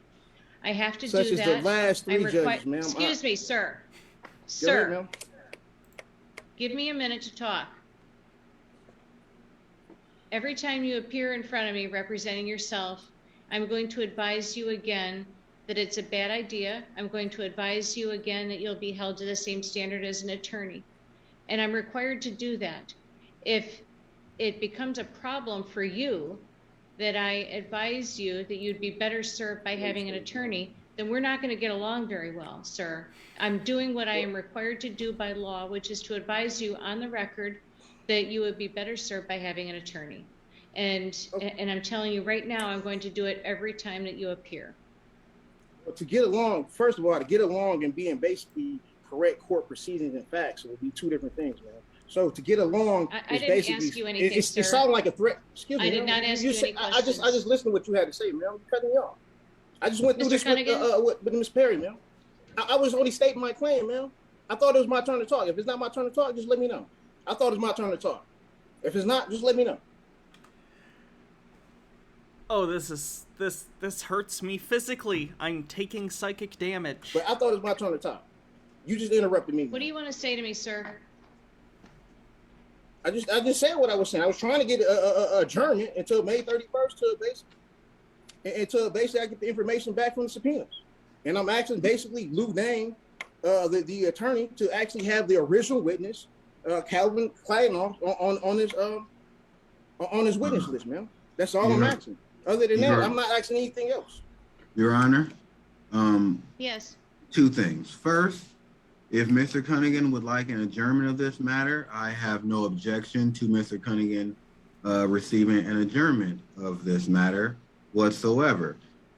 Secondly, the people are under no obligation whatsoever unless this matter is set for trial to produce any witness unless there is an evidentiary hearing in which there's a motion that is filed for an evidentiary hearing requesting the admission of an individual party who will be considered a res gestae witness to this matter.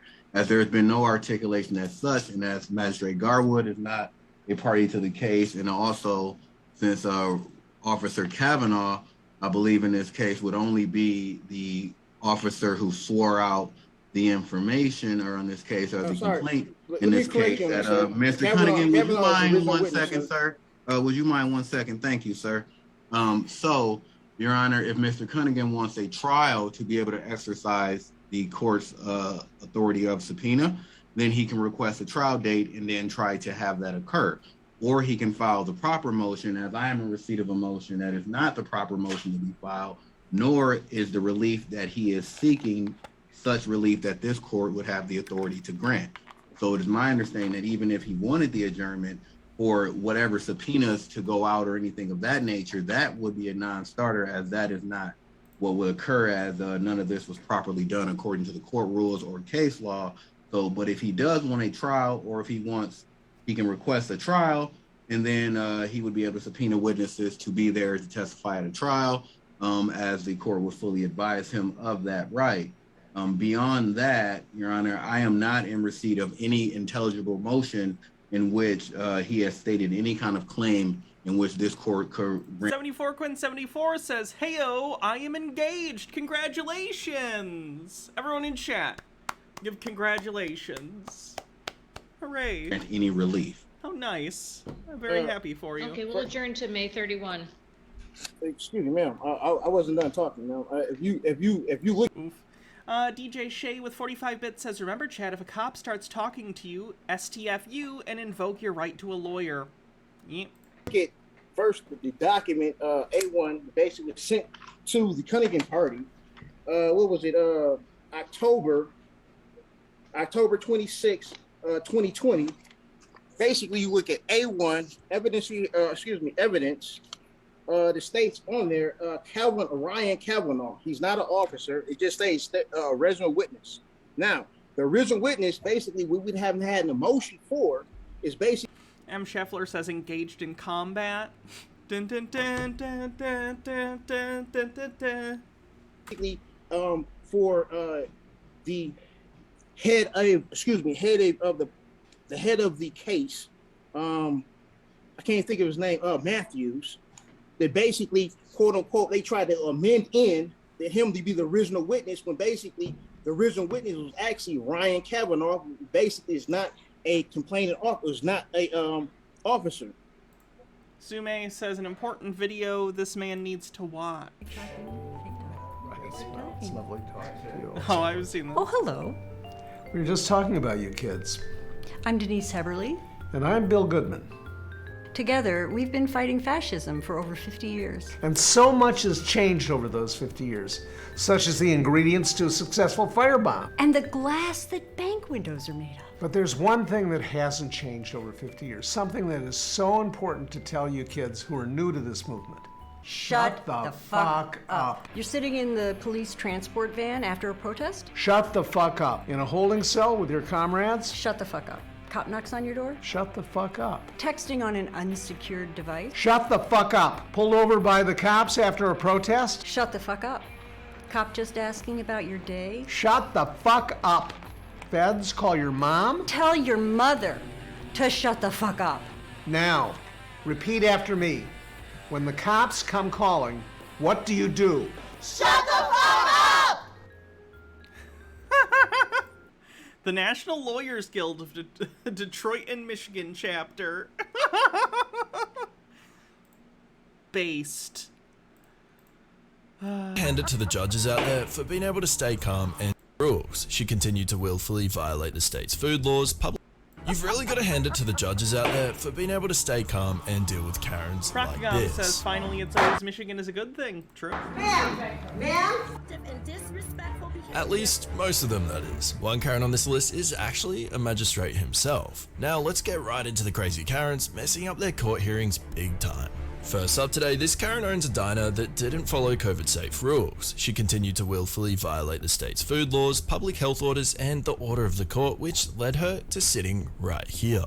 Ma'am, please raise your right hand. Do you swear or affirm the testimony you're about to provide will be the truth, whole truth, and nothing but the truth under penalty of perjury? I would like to call... Ma'am, stop. I know you want to control this room, but this isn't Burger King. When the sign changes to Burger King, you can have it your way. Right now, this is my courtroom, and you will answer my questions. Stop. Do you promise to tell the truth, the whole truth? I don't know how they expected someone who was literally in court specifically because they refused to follow state rules would be able to follow the rules of the court. Like it's some oppositional defiant disorder issue. Truth and nothing but the truth under penalty of perjury. Yes or no? Are you going to tell the truth? All right, I'll take that as silence. I understand her attorney is on here. Where is her attorney? He's the chief attorney. Again, say anything again without telling me you're going to tell the truth, and and I will hold you in contempt of court for 93 days. Contempt carries with it 93 days and or $7,500. You will not act disrespectful in this court. Her behavior landed her a $7,500 fine and 93 days in jail for contempt of court. Next, a lady was sentenced to 3 to 15 years in prison after driving under the influence and causing a fatal crash, killing a father of 6, along with injuring the mother. The victim's family is also in the courtroom, and as a victim impact statement written by the children of the now deceased father is read, the convicted woman's mother can be heard laughing. Check out how the judge handles this situation. Casal's been found Why a specific amount of days? No idea. guilty of driving under the influence, causing a head-on collision that killed 31-year-old Jerome Zerker and severely injured his fiancée, 31-year-old Brittany Johnson. Prior to sentencing, the court will hear a powerful impact statement from the victim's children, read by his sister, Doreen Zerker. Amanda, look what you did to It'd be 3 31-day months. Yeah. my life. You ruined everything I had, like my dad's life. Amanda seems devastated by Doreen's words. But Judge Kiana Lillard apparently hears some snickering from Casal's family sitting in the gallery. I've seen this one. Maps and Mimic says, had a drill instructor at Fort Knox for Army stuff use that Burger King line a bunch for the month I was there. As soon as the month was done, the first thing I did was go to Burger King. Burger King is pretty good. The defendant's mother, Donna Casal. Ma'am, you are being taken into custody for criminal contempt. Your disruptive and disrespectful behavior disrupted today's proceedings, and you, ma'am, are going to the Wayne County Jail for 93 days for direct criminal contempt. Anybody else want to go? Try it. After orders restored, Amanda Casal is sentenced. It'll be the sentence of this court that you will serve 3 to 15 years in the Michigan Department of Corrections. If there's nothing further, that concludes this matter. After a night in jail, the not-so-remorseful mother appears in front of the same judge and had this to say. As for Amanda's mother, Donna, she spends the night in jail and appears before Judge Lillard the next morning. Donna seems to have learned a serious lesson from just one night behind bars. Ms. Coates, is there something you'd like to say? Yes, I deeply apologize for what I did. I was under a lot of stress. And I deeply apologize for what I did in your court. I just needed to get out. And it's been very hard for me this year, and I know for the other family. And I'm so sorry for what I did. And I know it was wrong, and I apologize. Her apology seemed to have worked, as she was let home the same day. Next we have Michael Backman, an Ohio magistrate abusing his powers to the maximum. He was presiding over a trial when he heard a commotion coming from the hallway. The commotion was coming from Cassandra Jackson, and she was allegedly screaming at the top of her lungs because she had been told she was 30 minutes late to file court papers. The judge then walks out and takes matters into his own hands. Hey, you, get back here! That's a magistrate in full judicial robe storming out of his courtroom and chasing down a woman. Watch as he takes off after her, running through the hallways. I've never seen anything like that. Yours truly, the one pony, says, what are we watching? Crazy court stuff. Finally catches up with her, he orders her back to his courtroom. And when she makes a wrong turn, he puts the long arm of the law on her shoulder, steering her in the correct direction. Inside his courtroom in Cincinnati, the magistrate sits the woman down in the jury box and then proceeds to sentence her to 3 days in jail for disrespectful and disruptive behavior. After the incident, this Karen of a judge was forced to resign, and Cassandra was released after 2 days in jail. Moving on now, not all Karens are white, entitled, middle-aged women. Some are young and entitled, like this girl in court here. This girl's either stupid spoiled, on drugs, or both. After smiling and laughing throughout her whole hearing, she says adios to the judge as it comes to an end. So the judge calls her back and doubles her $5,000 fine, making it $10,000. After hearing this, she turns around, swears at, and flips the judge off. In relation to her disrespect, the judge then hands her 30 days in jail. Minnesota, you're being charged with possession of Xanax, B-A-R-S. I don't know what that is. What is She was high as fuck, apparently. She's in... I mean, did they just pick her up? Xanax bars. Okay, and you own any property of value, a house, a car, a bank account, significant amounts of jewelry? Yes. What do you own? I own a lot of jewelry, all right. Well, how much would you say your jewelry is worth? It's not a joke, you know. We're not in a club now. Be serious about it. I'm serious about it. You're being very. I can see you're serious, all right. It's worth Ma'am, money. have you had any kind of drugs in the last 24 hours? Actually, no. Bye bye. Adios.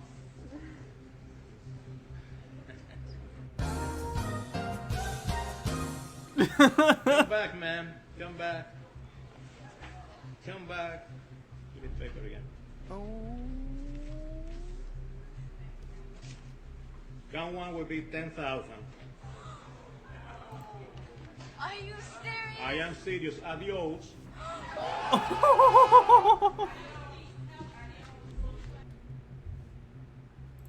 Come back again. Peter, what are you doing? Crack? Come back again. Bring him back again. I believe I heard you saying to... Yes, I did. I'm not going to do it. I believe you... Did you say... Actually, I Did you say that? Yes, sir, I Oh, you did say that? I find you... Why is she putting her hair up like she's about to get into a fight? Direct criminal contempt. 30 days in the county jail. Today's final Karen is Karen Stevens. Karen had an ongoing feud with her previous attorney Paul Nicoletti. Yours truly, the one pony with 45 bits, says, this looks like something I see on True TV or something. Remember that Bigfoot thing I told you about? A documentary of actual catching Bigfoot and somehow escaping that was on the Discovery Channel? Karen claimed that Nicoletti had petitioned the court for a personal protection order against her over accusations of stalking, so Karen's here to fight the order. Find the case of Nicoletti versus Stevens, case number 0672178-2PH. Good afternoon, Judge. Karen Stevens in pro per for my motion for sanctions. Oh, we've seen this one, but it's good. Against Mr. Nicoletti for this vexatious and frivolous PPO. I'm sorry, on this what? I have a motion for sanctions against... I know that. And the purpose of the sanctions are based on what? It was a frivolous and vexatious PPO based on nonsense. Basically, she's stalking this guy or something, and he filed a personal protection order against her, aka a restraining order, and she's trying to get it removed, and the judge doesn't like what she does. I am not stalking Mr. Nicoletti. I haven't signed a PPO. If you didn't catch that, the personal protection order that Karen is referring to hasn't even been issued yet. His petition for a PPO. Let me... Okay, were you served? No, I wasn't, but may... No, you may not. How can you ask to sanction someone when you haven't even been served? That's the point. Stevens, do not interrupt me when I'm speaking, ma'am. I have a constitutional right to be heard. Had I issued a PPO, you would have a basis to be before me. I did not issue a PPO. He did not pursue his right to a hearing on the PPO. You were never served, and here you are taking up my time so that you want me to chastise him and make him pay money? No, ma'am. Your relief is denied, and in addition to that, I am sanctioning you with costs $500. Thank you, Your Honor. I knew it was fixed. I beg your pardon? I knew it was fixed. This story, however, doesn't end here. Due to a clerical error, Karen is back before Judge Anderson once again, 4 months later. Oh, I don't know if I've seen the follow-up. The office attempted to correct the mistake they made. You basically objected to your credit card company, and that brings you here today. Do you have the $495 that this is the balance owed?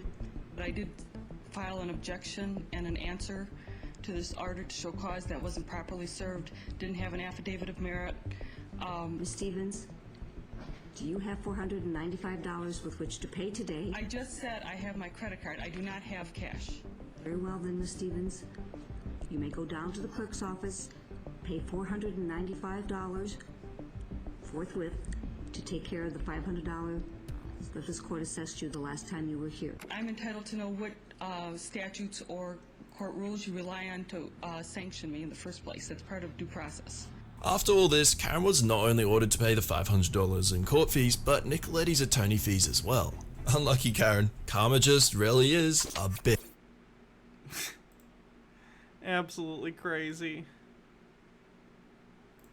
Through 8 on our docket, and Mr. Kruthofer, when you're ready, go right ahead. Sure. Mr. Burns has 4 cases on the docket. I'm going to read all 4 of them into the record. They're all guilty pleas. I've not played any of the Ace Attorney games, no.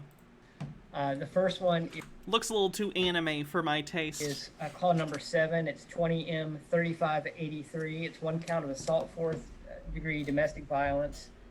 He's pleading guilty to that charge. The sentence is as follows. It's 365 days with 60 days to serve, with credit for time served of 37 days as of today.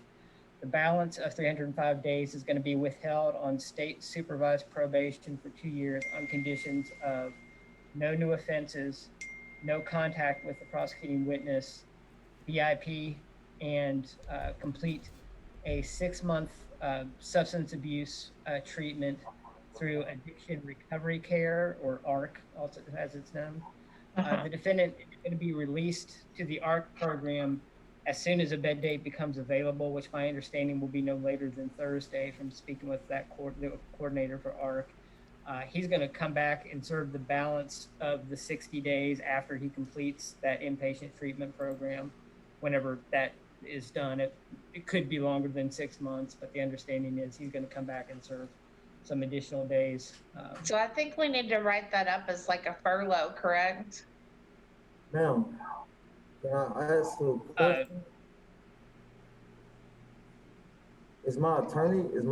I can't. Your Honor, that's what I would suggest, Your that attorney's it on the be line. written up as a furlough, yes. She told me that was going to get put on the shelf. So my I'll put understanding. rather than released, I'll just change it, defendant to be furloughed to the ARC program. Would that be Well, sufficient? he's saying he did not. Sir, can you please pull your mask up? He's saying that he and Miss O'Neill did. Please let me. Your Honor, I finish. want to. I Please just let want me to finish, reiterate. Miss O'Neill, please do not interrupt me. He is saying that they did not discuss that. So would you like some time to speak with your client, Miss O'Neill? No, ma'am, I wouldn't. I would like to correct Kurt in saying that he is going not for substance abuse. It's for mental health treatment. He's bipolar schizophrenic, ma'am. So he says a lot of things. He agreed to this deal. He has it in his hand. So the question becomes, Kurt, do you want to take it or not? You're dealing with somebody that's not operating at full capacity, ma'am. Okay, So, look, yes, it I've says spoken Addiction with him. Recovery Center. I assumed it was substance abuse treatment. If it's mental health treatment, No, that's no, fine. he's But got what bipolar, else can you- undiagnosed bipolar schizophrenia. That's the reason for these offenses in the first place. I don't know what we're arguing over. He's going to treatment. If it's mental health treatment, I'll correct it to say mental Right, health. that's fine. But what I'm saying is your client is saying he did not understand it that way. It's fine. It is fine that he has mental illness, but that doesn't mean that we can go through with a plea if he doesn't understand what he's agreeing to. Man, I don't even have no records of me having mental illness. She just putting that diagnosis on me. I don't have no mental illness. I'm from Florida. I'm not even. Your Honor, Your Honor. I don't have no mental illness. I'm just from Florida.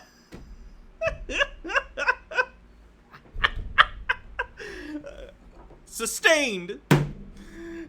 Yours truly, the One Pony says, remember those South Park specials back in 2020? What did you think of them? I haven't watched South Park in at least 6 years. I'm just very over South Park. I don't like it anymore. Procagom says, the former Floridian can confirm. Your Honor, it's my motion at this time to withdraw from this case. No, ma'am, that motion's denied. Why? Because he won't accept the plea, and he's going contrary. He won't accept the, ma'am, I've been to the jail 5 times. He's flooding the toilets. He's causing disturbances. He's fighting. He's been beat up. He's calling me 12 times a day. Disparaging your client to this court. Okay, well, the bottom line is, my advice to him, ma'am, is to take the deal. If he's not going to do that, then I'm withdrawing from this case. I've already been to the jail 5 times. It's not really how it works. Like, it's good if your clients follow your advice, but they're not always going to, unfortunately. Your Honor, to talk to him. The withdrawal is denied. I bet I don't appear again. Goodbye. Okay, I would like to make a contempt motion for Miss O'Neill.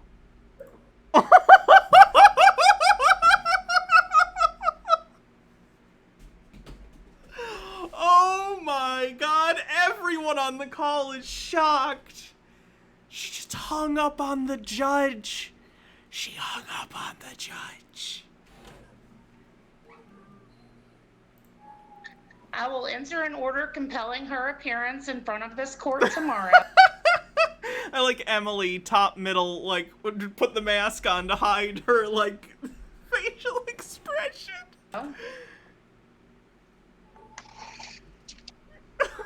Can I just roll everything to tomorrow morning, Judge? Yes, sir. Tracy can't fucking believe it either. Okay, Beautiful. Mr. Burns, there is no excuse for an attorney to behave that way. Yes, ma'am. We will address this tomorrow. Yes, ma'am. And, your attorney will be lucky if she's not in there with you. So, I'm willing to work out any way best that the prosecutor feel. I don't understand why she's going off like that, ma'am. You know what I mean? I'm not I don't trying. either, sir. It is unacceptable, and I promise you there will be consequences. Thank you, Your Honor. We will see you tomorrow. Whatever the prosecutor want to work out, I feel like we can work a deal out to get this case out the way. And well, I appreciate. I'm sorry for everything that's happening. Sir, you have no reason to apologize. None. You have been kind and patient today, and I appreciate you. All right. We will see you tomorrow, and I apologize that it went this way today. Okay, man. You have a good day. Thank you. You too, sir. Thank you. Yes, ma'am. Wow. Never in my life. Okay. I'll be writing an order if anyone needs me. That was a good one. That was a really, really good one.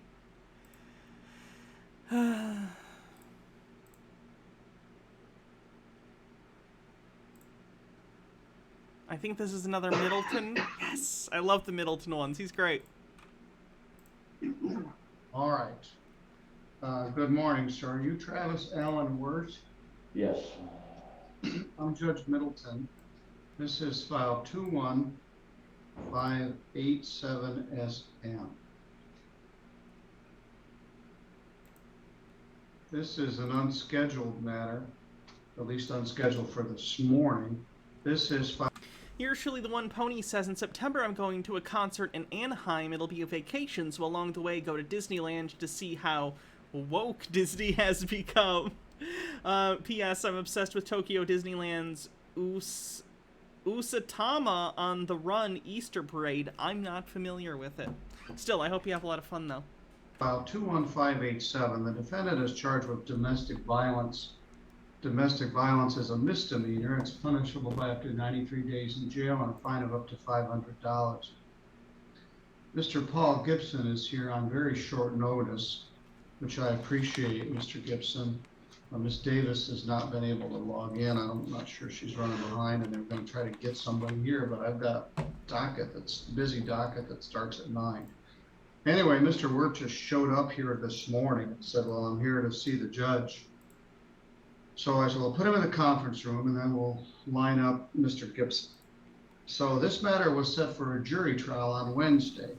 Mr. Gibson was here, and Ms. Davis was here, I was here, Bailey Wirt was here, but Travis Wirt was not. So I called him up and said, hey, where are you? And he said, this isn't set for today, it's set for 1:15. Well, he was confused because it was set for 1:15. I mean, it was set for 8:30 on Wednesday morning. Mr. Gibson had been trying to get a hold of Mr. Wirt without any success. How is domestic violence a misdemeanor? I don't know. It might be that it's usually paired, like in cases where I'm trying to think. Is it just because it's often paired with, like, felonies, like assault, that the domestic violence is usually put on as maybe, like, an extra charge because of the, you know, context of the assault, that it's a domestic violence situation? Anyway, he didn't show up, so obviously we didn't have a jury trial. That's speculation on my There part. was I do not discussion know. that I'm the asking. prosecution had offered disturbing the peace. So Mr. Gibson attempted to schedule Mr. Wirt to come in yesterday afternoon when the court had time to address this matter. And again, Mr. Wirt didn't show up. So he rolls in this morning and says, well, here I am. So here we are. Mr. Gibson, my understanding from the record we made on Wednesday is that the prosecutor has offered to dismiss the charge of domestic violence for a plea to disturbing the peace. Mr. Wirt, disturbing the peace is a misdemeanor. It's punishable by up to 90 days in jail and a fine of up to $500. It does not carry a firearm restriction. Mr. Gibson, have you had an opportunity to discuss that plea offer with the defendant? One of the biggest indicators of future gun violence is domestic violence, by the way. So yikes. I did discuss I'm not blaming Middleton for this, by the way. It's the law. He's the judge. It's not his job to make the law. It's his job to, you know, interpret and enforce it in these cases. I'm just saying that's fucked up. that with the defendant, yes. And he... Can I move the camera? Nothing's happening with the guy that's right here. He's literally just sitting down like this. He's not doing anything. Attorney Davis had indicated that as part of that offer that she was recommending some type of a short probation because she was asking the defendant to have to participate in an anger management class. And so when I explained the potential plea to the defendant, I believe that he did not wish to take the plea because he did not believe that it was fair for him to be put on probation or to have to do an anger management class. Imagine blowing up a plea that was already, honestly, a pretty soft sentence for what you're accused of, and then it being plead down to even less, and then not taking it because you don't want to take anger management after you committed domestic violence, allegedly. Speedy Yoshi says, I thought it was the job of judges to be paid off by private prison systems to imprison black men at a higher rate so they can keep their profits. They don't have to pay off the judges. They pay off senators and state senators so that the laws get passed in favor of them. Marcus Drake says, sorry for the wall of text. I can't speak for every state, but I used to help with the DV docket, and unless there were weapons or strangulations involved, domestic violence charges were often misdemeanors.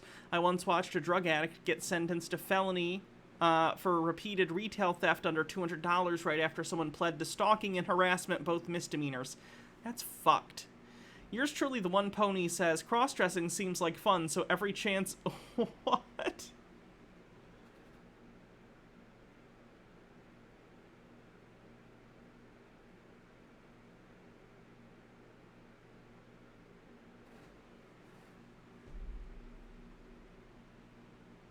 Fuck it, you paid me, I'll read it. Cross-dressing seems like fun, so every chance I get to do it, I'll do it. But I have a fugly-looking face, so the best way of hiding my face is to wear a mask that looks like an anime girl in an equivalent of female body suit that feels like you're wearing a stocking that covers your whole entire body. It's what we call, in the cosplay community, Kigurumi Anime Gao. I'm happy for you. All right. Mr. Wirt? Yeah. Are you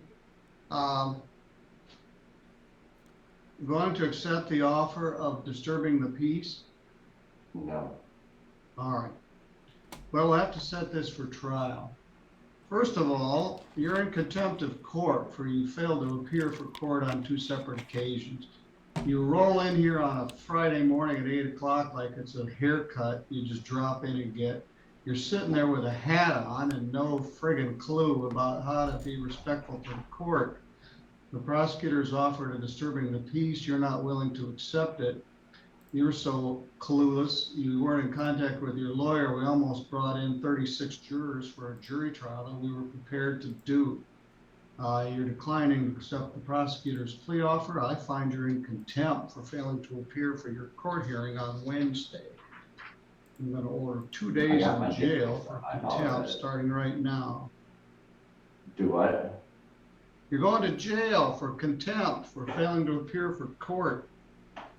I got my dates mixed up. I have 2 different. Well, yes, you did. So you'll have some time to think about it.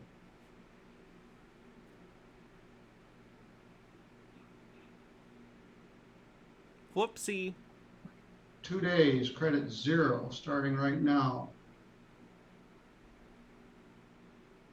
We've squandered a jury day because of your negligence. The prosecutor wants an anger management. I wasn't. The complaining witness who was here at the courthouse drove over here for your jury trial that you didn't show up for. So we'll set the matter for a jury trial on another day, but you're going to jail right now for 2 days for jerking the court around and not respecting the process. You don't just, I got my days mixed up and then just roll in when it's convenient for you. I won't. So, it wasn't that it was convenient. I was in contact with Gibson, and yesterday the only ride that I had up here had a heart attack, so I physically couldn't. Oops, I'm sorry. Daddy Sume with 80 bits says, well, since Hannah it was weeding things if we pay her, I'm going to make her a weed with. Maui had a whittle lamb whose fleece was white as snow, and everywhere that Mary went, the lamb was salt will grow. This is an analogy for the Armenian genocide. He didn't change any letters in that. Also, uwu. I hate my job. Deputy Schrader.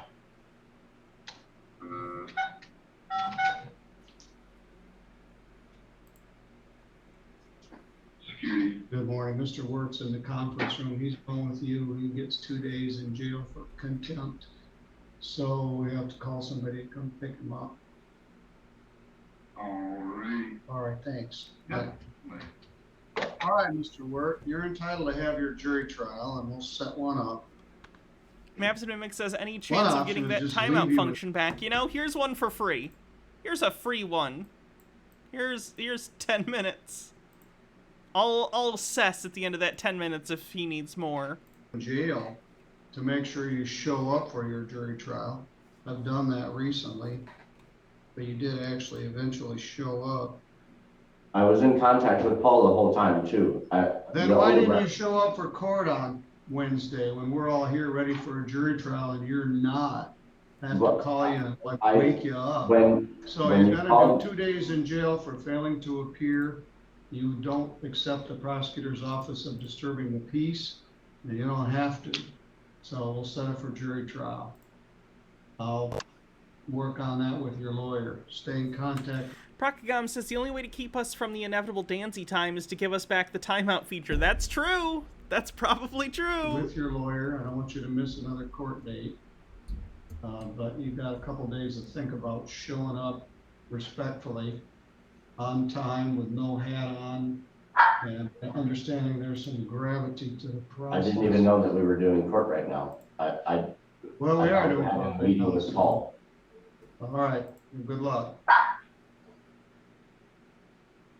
All right. I was hopeful that matter would be resolved. I'm not going to read the second thing about the bodysuit. I'm just, no. Just now. Do a disturbing the peace, but he doesn't want to do a probation. So Casey, thanks for logging in on short notice. You have 2 days to think about showing up on time. Paul, I'll work with you to schedule another jury trial date for that case. I'm sorry we squandered that whole day because we could have done this on Wednesday if he'd shown up. And Paul, thanks for coming in on real short notice. Yes, no problem. All right, I have a busy landlord-tenant docket. I'm going to start in just a moment. So, Casey, you can let Debbie know what happened when she gets in. Thanks. Well, thank you, Judge. All right, thank you. I'm wondering if we're ever going to come across one of my friends one of these times, because I have a friend who's a lawyer here in Michigan, and she does landlord-tenant cases. She defends tenants against landlords and all their dumb shit. So I'm wondering if we'll ever see her on one of these videos. Sorry if I broke you, Hannah. It's whatever. You gave me bits. Or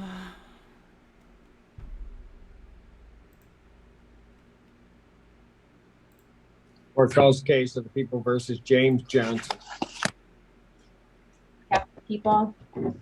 Assistant Public Defender Melissa Kleeman on behalf of Mr. Johnson, and sir, can you unmute and state your name for the record, please? Yeah, James Johnson. And Mr. Johnson does want to set this for jury trial. Your new landlord is raising your rent from $850 to $1,200. Oof. Yeah, ours is like $1,800, I think. It's not great. I did explain to him there's typically a final settlement conference before that. He is objecting to any date before the jury. Rent is like ridiculous. You know what annoys me? It's that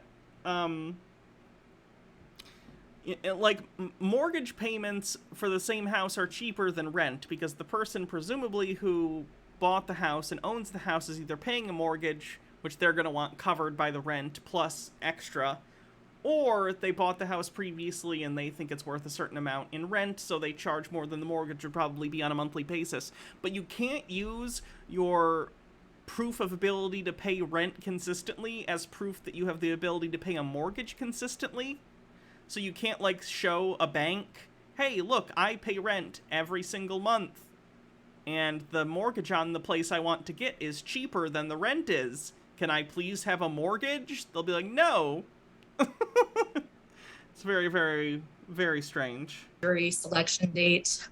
He's I'll what? just leave that. He's objecting to there being any date. I don't care. Okay, I say strange, it's evil, it's intentional to try and keep an entire class of people impoverished and continually paying, renting fees to people who can afford to have the capital to purchase homes just for rental purposes. It's fucked. First Name Punch Number says, I found the link to a thing I watched the other day. The whole thing is weird, but the last minute is something else. Oh, God. Tube Man says this video is why I hate landlords. Just this video? Thought I was doing a lot. I had 60 rental properties and about $10 million in real estate owned. But wait 1 minute. Got 242 units, $32 million in real estate. Boom! 2,500 units, $175 million. Boom!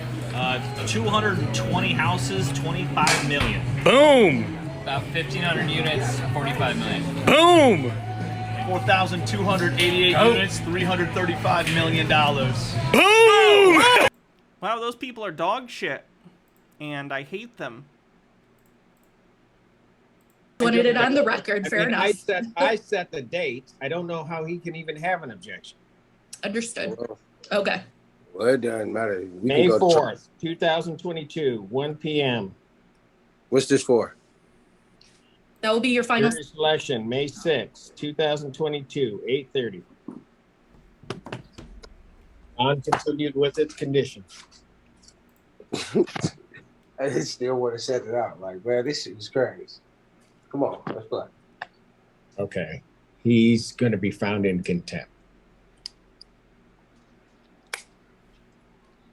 Certified. I want a camera on him right now.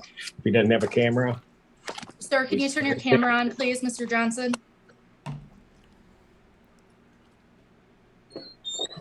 Hi. You got something to say, Mr. Johnson? What you want me to say? I mean, you're already talking about you about the contempt of me. So I ain't gonna say nothing for you to issue out no warning, none of that. You know, I'm smarter than that. So what you want me to say? Okay. Oh my goodness. Does he really want to play this game with me, Miss Kleeman? I don't think he does, sir. I would advise you to remain silent. Yours truly, the one pony, says I live in a place that has low rent, but downside is it's like a studio room with no AC, closets, no kitchen. The only good thing about it is that it has a bathroom. Yikes, our standards are low. Our next court date is May 4th. Thank you. Food a minute.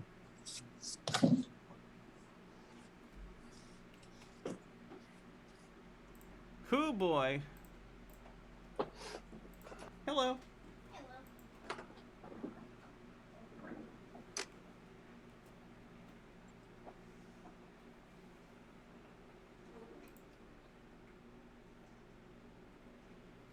Okay. What you looking for? All right, go ahead and admit, I assume that's Miss Leyva and Catherine Borum, the attorney for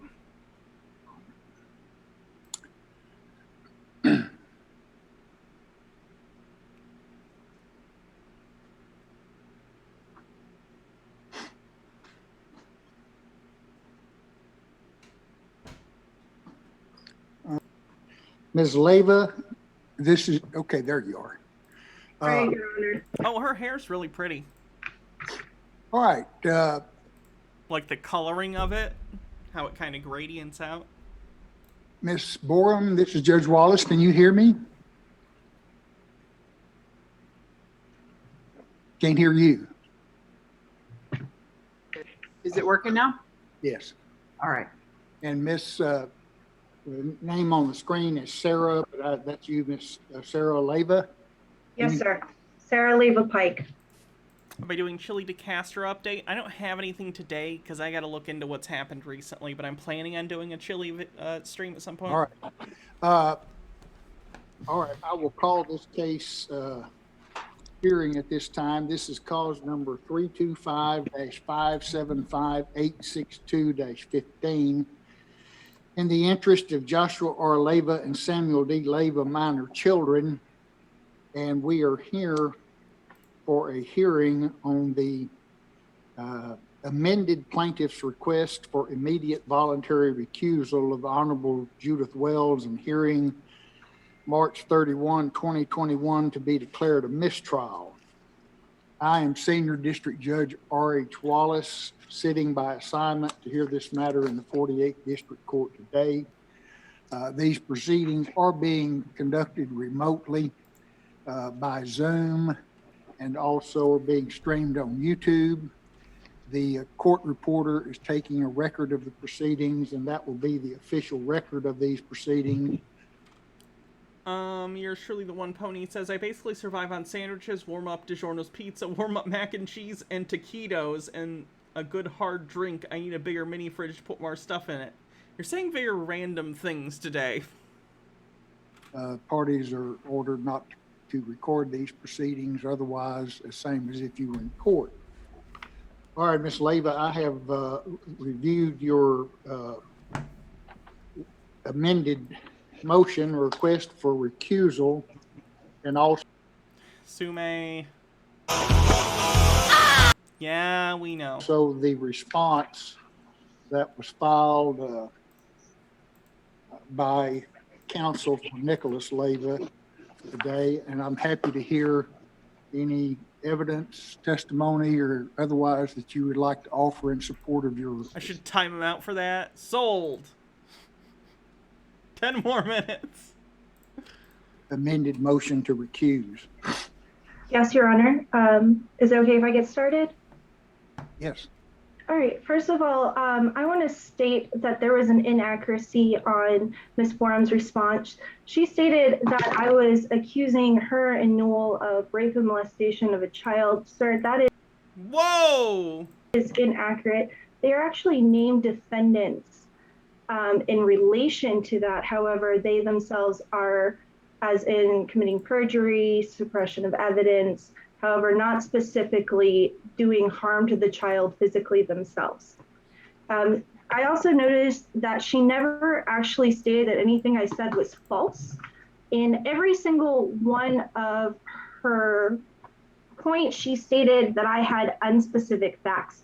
So, Your Honor, I wish to present the very specific facts of what has been occurring actually for the last 2 to 3 years. On May of 2015, Nicholas Leyva and I signed a irrevocable mediated settlement. Enjoy your taquitos and something to drink. Truly the one pony. With the assistance of a court mediator on January 29th, 2016. We then had it signed by a judge in a... Has Coach Red Pill done anything since he reappeared? I'm not sure. I'm pretty sure at the time he was being confined to his hotel room and they had taken his camera equipment, so I'm not sure if he's even capable right now, or if he left. No, still looks like he's not doing anything, so I'm guessing, I don't know. I don't know what he's doing. Confirmed. In August of 2018, Lindsay Newell filed 2 violations for enforcement where she committed third-degree perjury. In these violations, neither one was a violation of our irrevocable mediated settlement, and she went so far as to reword in her filings part of the mediated settlement, intentionally committing fraud upon the courts. Additionally, the affidavit that Nicholas Leyva filed with the petition to amend child custody, again with violations that were third-degree perjury and were not true, his affidavit was not signed. However, it was stamped. When I did a little research, the notary is his friend on social media, and I'm not sure if she colluded with him or if he simply just stole her stamp when he was at her house and stamped it for himself. I do not have evidence of that. However, it is very clear that that page is not signed by a notary. I don't know if you, Mrs. Borum, or not. Please don't interrupt these hearings. Only one person can talk. Now, so is the lady in the top right not wearing headphones? You gotta wear headphones, people. So this led to a jurisdiction. Unless you have a setup where very specifically your microphone is meant to not, like, pick up speaker noise. Hearing, which was made again. Mr. Borum, I've muted you. Let me interrupt you a second. All right, go ahead and unmute. Okay, can you hear me, Your Honor?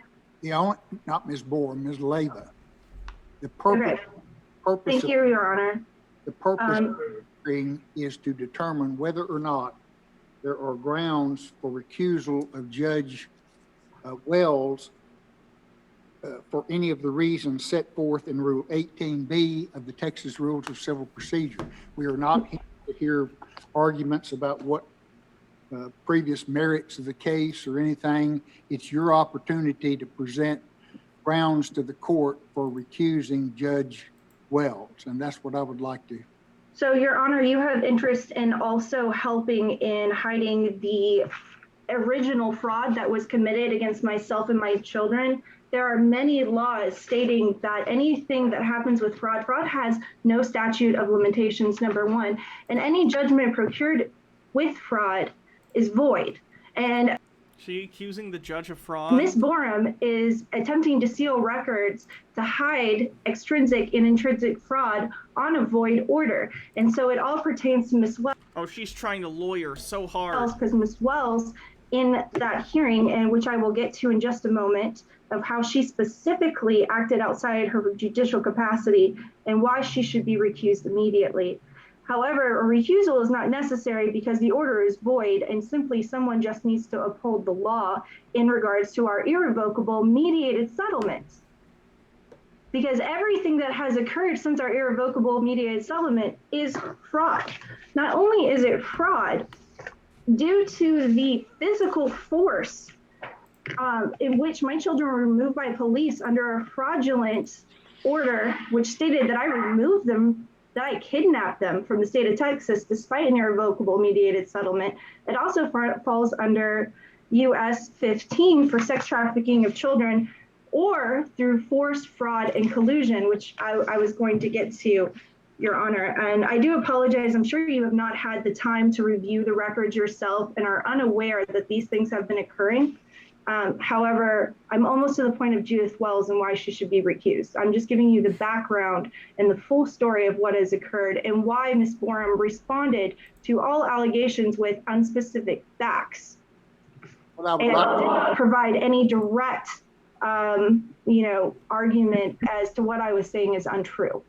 What I would like for you to address are the grounds set forth in Rule 18B of the Texas Rules of Civil Procedure. Your Honor, that is not just the only thing, but in regards to civil procedure, she completely ignored due process of filings. She has received 3 requests to vacate due to intrinsic and extrinsic fraud.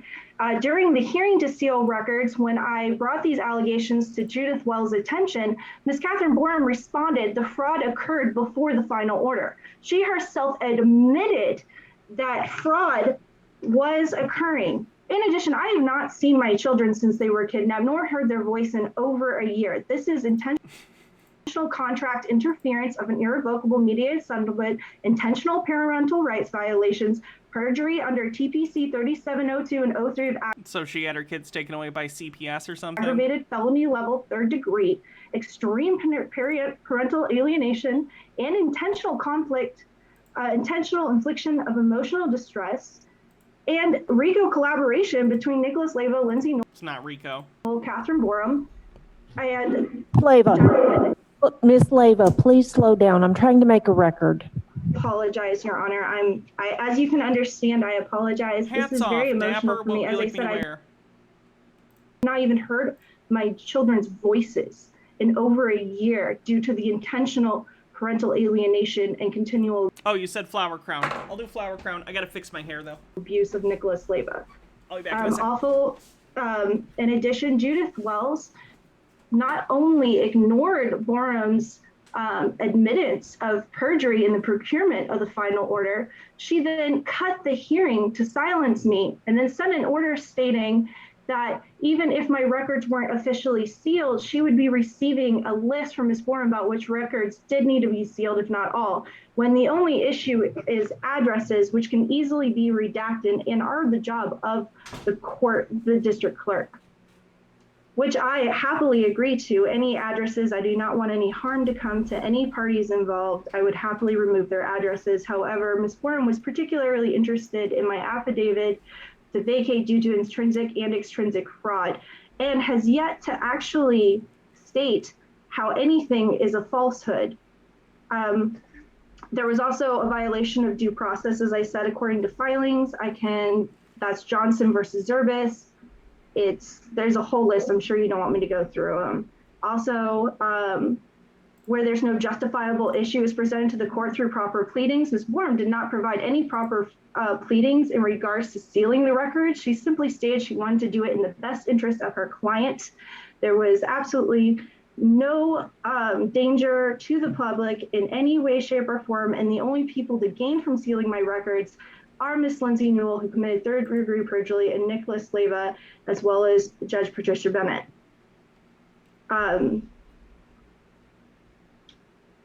Your Honor, you know exactly what's happening. And Ms. Borum knows exactly what's happening. In the hearing with David Evans, he even asked her to be a witness to state that what I was saying was untrue, and she refused. So go ahead, Ms. Borum. I'm sorry, who were you saying David Evans asked to testify? He asked Ms. Borum at the last hearing to testify and asked her if what I was saying was untrue, and she said, I do not wish to be a witness. So she herself knows that these crimes have occurred against myself, my children, the public. This is treason. This is absolute This is treason? That's not what that word treason. means. The laws cover I'm pretty sure the laws involving treason require one to be working with an enemy state during wartime. Judges and other public officials are found at 5 U.S.C. 3331, 28 U.S.C. 543. I'm sure you know where they are. And if a judge has not complied with all those provisions, he is not a judge but a trespasser upon the court. It appears you're reading from something. I am, Your Honor. I have notes That's because I cannot remember all the laws in my brain, unfortunately. I wish I could. But please slow down so that the court reporter can take down what you're saying. I apologize, Your Honor.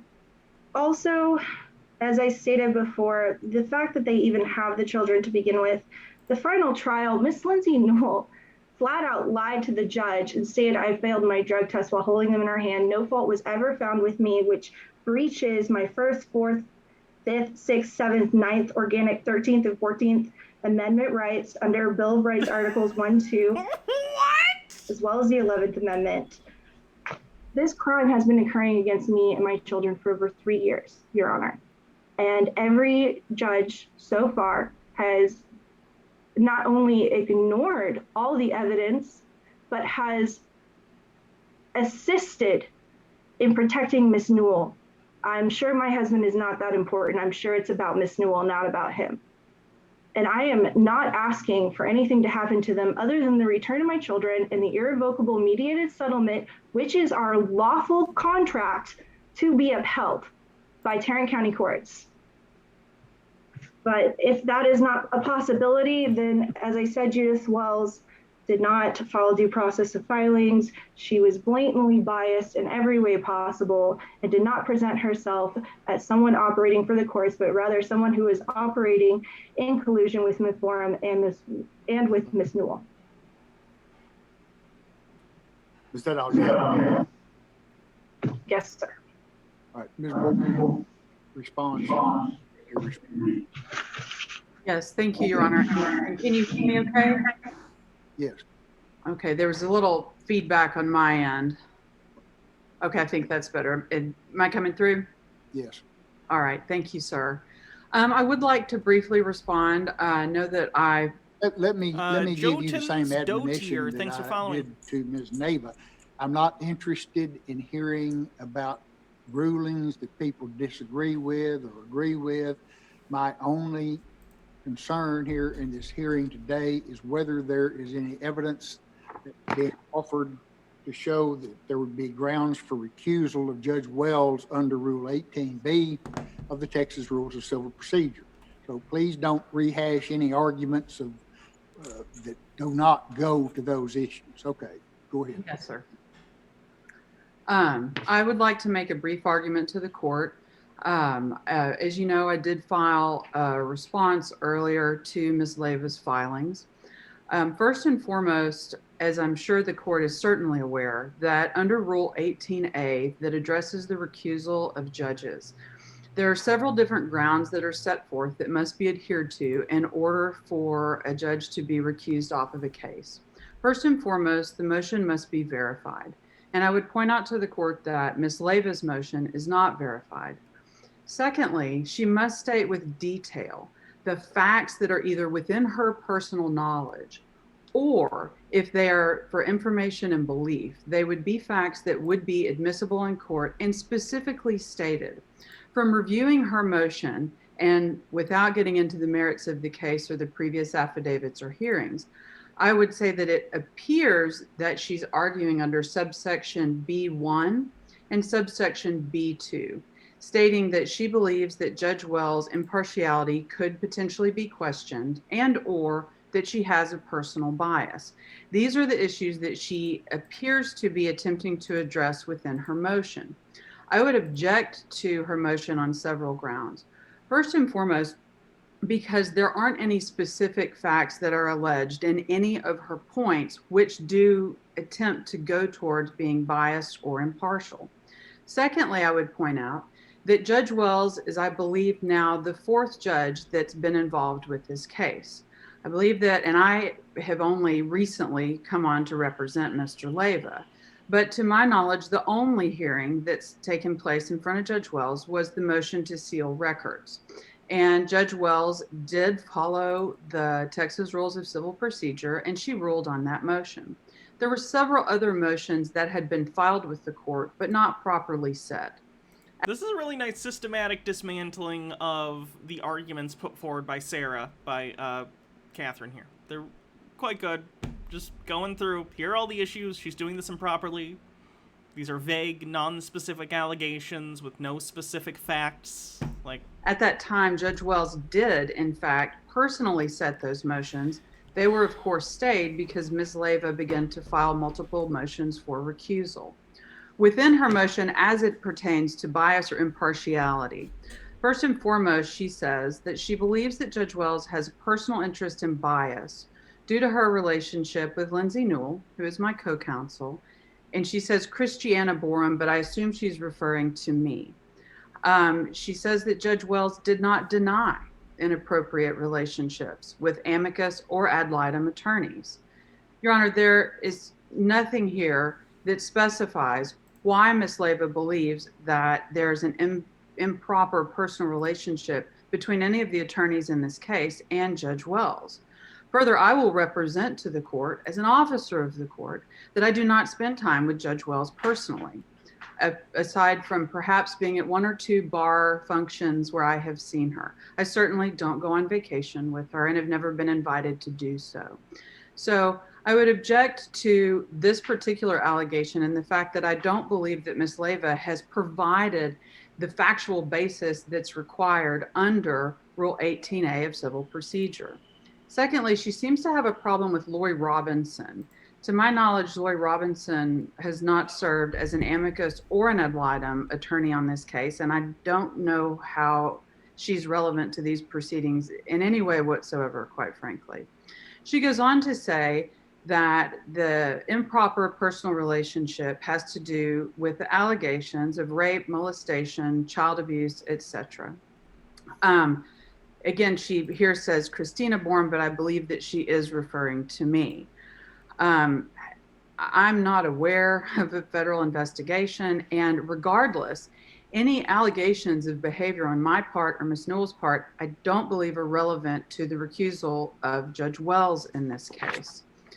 As far as the allegation that Judge Wells unlawfully violated her constitutional rights by asking her to provide an address, I would represent to the court that that was done because I had been completely unable to serve Ms. Leyva with process on an enforcement, and Judge Wells instructed her to give me a location where I could serve her, whether it was her address or not.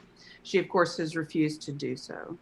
There's an allegation that Judge Wells has engaged in judicial misconduct by blatantly ignoring any and all requests to vacate a final order. Well, that's untrue, because at the motion to seal, which was properly set before Judge Wells, she personally set the additional motions, some of which were rather nonsensical, to be honest, but she set them regardless on a specific date. She set them so they could all be heard on the same day, and Ms. Leyva would have an opportunity to present all of her grievances to the court. Unfortunately, again, the motion to recuse was filed, which stayed those proceedings. As far as my request for sanctions and attorney's fees, I would tell the court that this is the second motion to recuse that Ms. Leyva has filed. It is essentially identical to the first one, save and except that she included a rather large paragraph at the beginning, which ran through facts and procedure and allegations that she's made in this case. To say that Judge Wells has been blatantly biased in every way possible is simply disingenuous. I would argue that Ms. Leyva is simply unhappy with the results of her case. And to say that Judge Wells has been biased or inappropriate, or that she is a trespasser on the court, there's simply no foundation laid out either within the pleading or by the oral arguments made by Ms. Leyva to support this. This is now the second hearing that I've had to defend for the recusal of Judge Wells. Secondly, I believe that a motion was filed recently by Ms. Leyva where she again requests that Judge Wells be recused without any additional facts being included. And so for that reason, I would ask that Ms. Leyva be ordered to pay attorney's fees in this case of $3,500 for the result of me having to defend these multiple motions. Thank you. All right. Any other evidence to offer, Ms. Neva? Yes, sir. I do want to just do a brief statement in regards to what she just said. Number one, according to 18(1)B, there is very blatant evidence of judicial bias in accordance with that, and there are specific facts. Okay, what's the specific evidence? You can't just say there is specific evidence. What is the specific evidence? Especially in regards to due filings. The hearings were not set. They were set by the courts, and I was offered multiple dates. However, opposing party refused every single date and then set the hearing to seal records. And again, at the core of this is third-degree perjury and child trafficking. You cannot ignore that just because you... Again, I'm presuming that this woman had her children taken away by Child Protective Services, and she is trying to define this as kidnapping or child trafficking. It sounds like she's thrown in some QAnon stuff in there. Want to focus on recusal. Actually, it is U.S. 18-4, misprision of felony. Even if I don't specifically put anything in this filing, there is more than enough in my case records, if anyone would care to review them, showing the extent of the perjury, the bias, the misinformation, as well as documents by judges such as Patricia Bennett that had blatant lies on them, like stating the boys were in Texas 6 months before the hearing.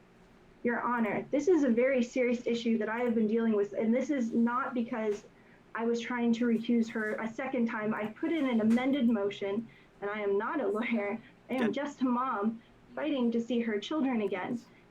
And I did not know that amending the recusal would call for a second hearing. I do apologize for that. Also, I have no money. If you look into my case records, I have filed as indigent, and I have not had any money coming in due to the constant legal abuse, deception, perjury, and legal abuse that I have sustained for over 3 years. Your Honor, Judith Wells is not only interested in protecting Newell due to this case. Even if I cannot present the facts, you can look it up yourself. It's Brad Lamb and Carice Washington. There is a federal investigation, and it is into crimes. Even if Wells is not named as a defendant, it all occurred in her courtroom for almost 5 years.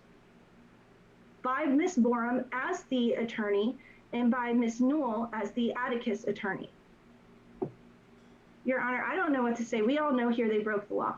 We all know that... No, that's not how court... You can't just say we all know. That's not how courts work. ...to myself and my children is a huge violation of the Constitution, the Bill of Rights, basic human rights. And I just ask that you offer relief for me and my children. And do what you can in your power. And definitely recuse Wells if that's all you're able to do. Thank you. All right, based on the amended, the evidence and arguments presented, and concludes that the motion should be denied. Therefore, the court is going to deny the plaintiff's amended request for immediate voluntary recusal of the Honorable Judith Wells. The court would also note that it appears that Alina, thanks for following. Identical motion was previously presented to Judge Evans, and this is real life. It's going to be that motion was denied as well. As far as the request for sanctions, the court is not going to impose. Oh, this lady needs help. She needs like psychological help. Sanctions, while I appreciate the response filed on behalf of Mr. Leyva, I think these so facially insufficient and factually insufficient that it's really not necessary to be expending attorney's fees to oppose those. You're certainly welcome to participate in the hearing, but I'm going to deny the request for sanctions, at least at this hearing. All right, that'll be the ruling of the court. Comic says, you see, she studied law at the Judge Academy at Mega City 1. Order entered to that effect. Anything else on this motion? No, Your Honor. We're committing a felony. Just going to say it on public television. Right now, all of you are committing felonies. You have That's a weird thing to say to the judge. Have a wonderful day trafficking children. All right. Oh my fucking god! First name bunch of numbers says, what ticks me off is that she apparently didn't get contempt for this stun at the end. She should have. I think it'd be better if she got some psychological help, but yeah. The hearing, and you can leave the meeting. Thank you. Thank you. Sounds like she's a QAnon person. There's a pretty big crossover between QAnon people and parents in custody disputes over their children. It's a whole thing.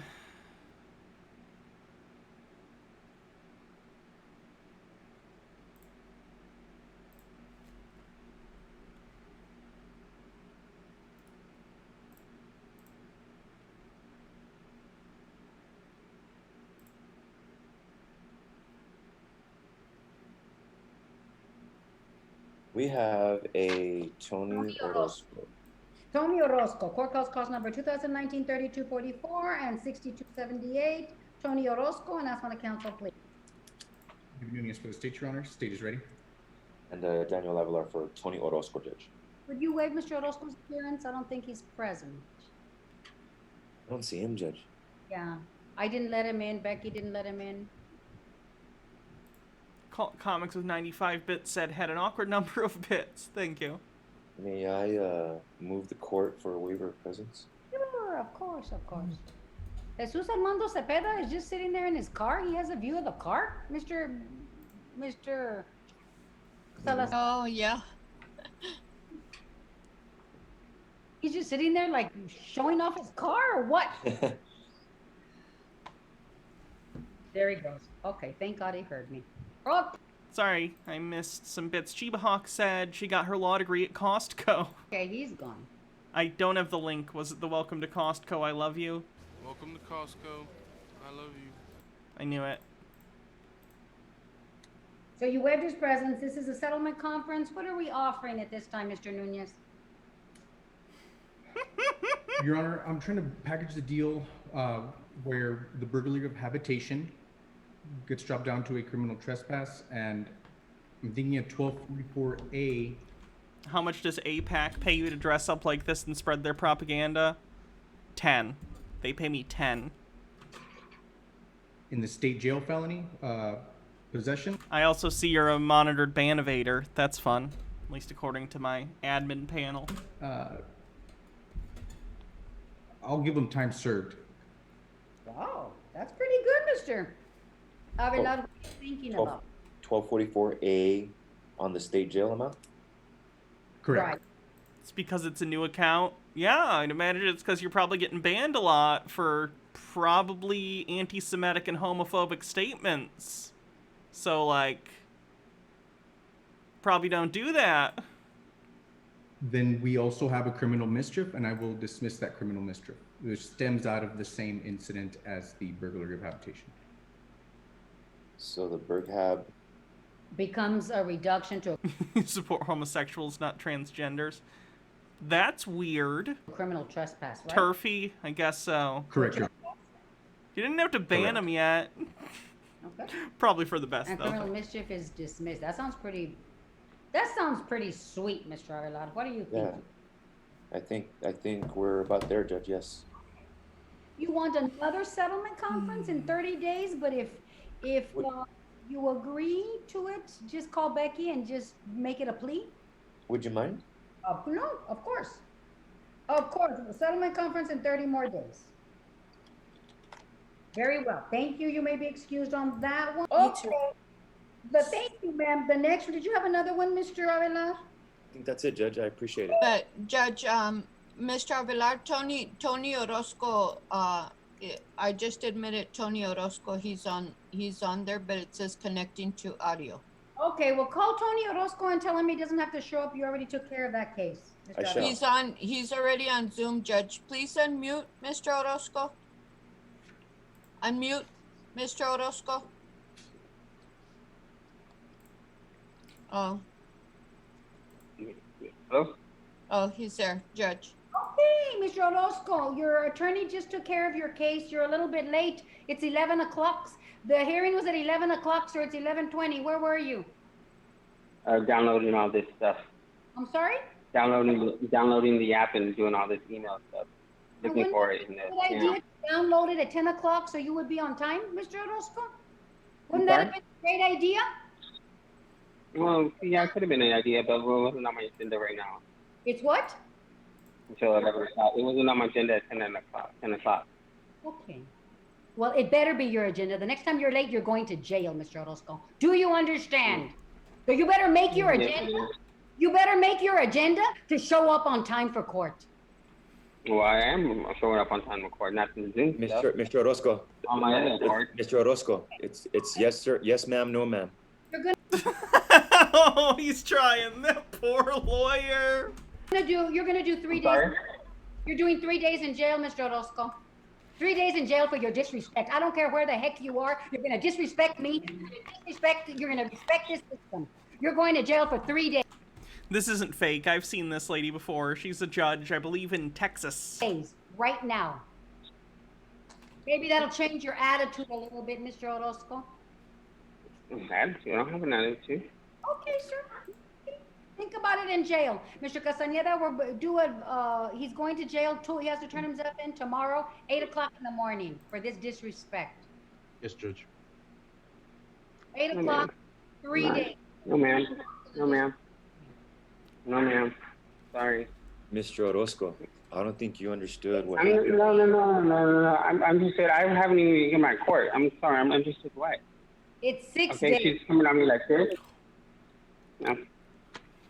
6 days in jail, Mr. Castañeda. You want to keep talking, Mr. Orozco, to make it longer? Mr. Orozco, we got you a fantastic deal. I think there should be a certain level of respect right now, okay?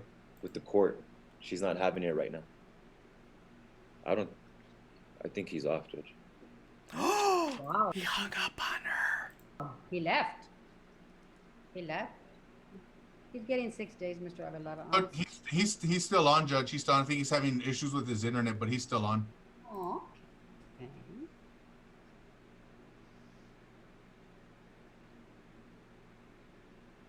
Mr. Orozco, can you hear me now, sir?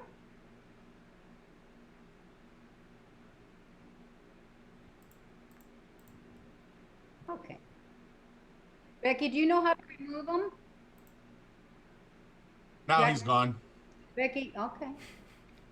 Yeah.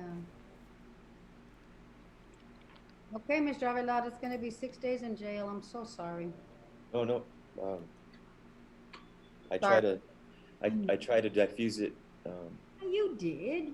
These people just have this major attitude. It's just crazy. Okay, Mr. Avelado, thank you, sir. Be safe out there. You do the same. Nice to see you. Nice to see you, Your Honor. Appreciate it. George Melendez.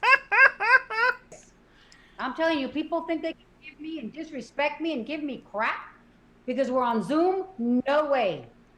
No way. And Mr. Castañeda, you let me know tomorrow. What time did I give him? Tomorrow at noon? 8 o'clock, Judge. 8 o'clock in the morning. If you call me at 8:30, sir, by 8:30 he's not in, we issue out a bench warrant. Yes, Judge. Okay, the next one, and he's not going to show up, I guarantee you. The next one is George. Oh boy, that escalated so quickly.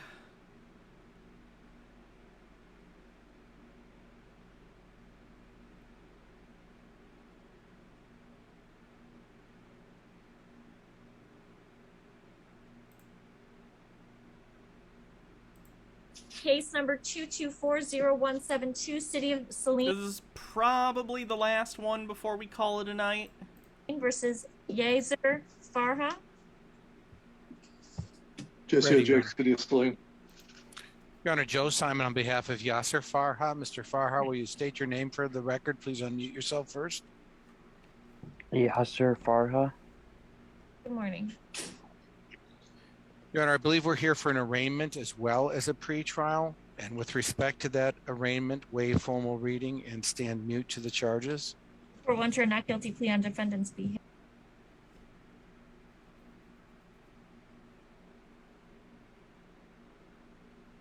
Okay. Have you had an opportunity to speak with the prosecutor about this case? No, from my understanding, when I went down and I paid all the court costs and fines and everything, I actually held back the.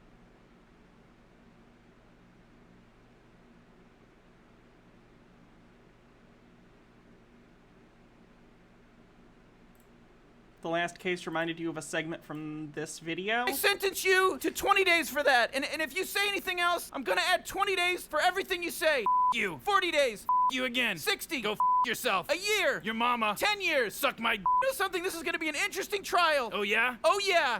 You're not supposed to smile in court. You know that if you smile, I can smile anytime I want. It's a violation. Now you're cussing and yelling at me. I have not cussed. Yeah, you did. I am yelling. Well, go yourself. Suck my. That's why I'm yelling. Suck my. You know something? You are absolutely the rudest person I think I've ever met. You reckon if I let you suck my that I could get a fair trial here? Oh, I don't think so. I got a big now, and if I pull it out, I don't think that's gonna get you a fair trial unless you have every one of the jurors do it. I don't think that mouth is big enough, sir. I've got a big old donkey. You know, I'm sure mine's not. I've got a big old donkey for that ass. Good. I'm sure the women love it. I don't girls. Oh no. I'm sorry. I boys. Oh, I'm sorry. You prefer men. I boys. You prefer men, right? I white boys. You white or black? White boys. Oh, butt boys? With big butts. Oh, of course. You know, you look like a queer. Well, okay, so now you're calling me a queer in the courtroom? I didn't call you one. I said you looked like one. You're yelling. This is based off a real transcript from a thing that happened, by the way. Do you understand the English language? Wait, you're yelling, you're laughing. Do you understand the English language? This is kangaroo court, sir. Do you know what? No, we're not in Australia. I mean, if you want to suck my you can do it any time now. We can get this court ordered. You're so smart. Do we have to court order this? You're so funny. You're so cute.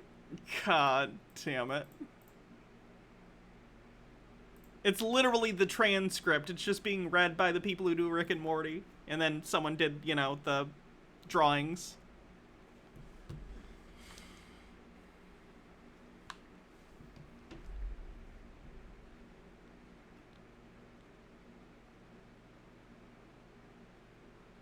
Case number 2240072, State of Michigan versus Derek Lester. Spongy Lord, thanks for 13 months, says, yay, Hannah stream, I'm late, but still, yay. I'm glad you could make it for the last little bit. For the people. Mr. Lester, you need to remove your hat, please.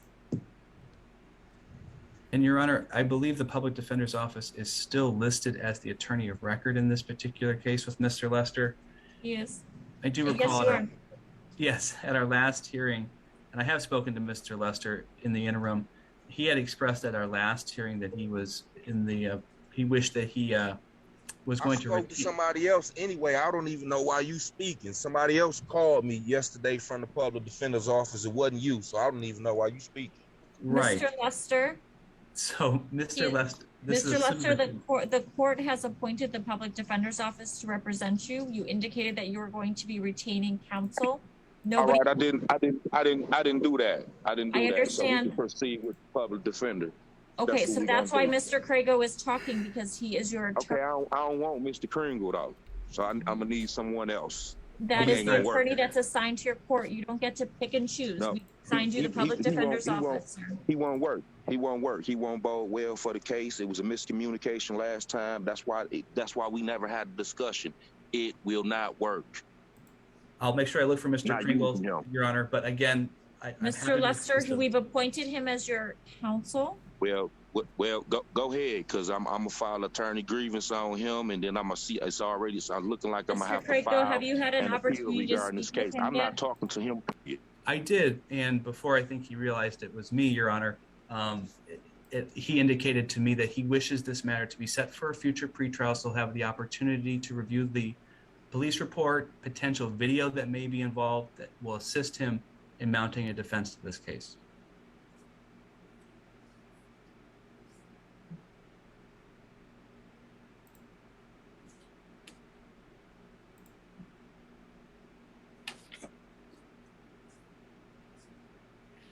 Mr. Lester, do you want an opportunity to speak with Mr. Crago in the breakout room?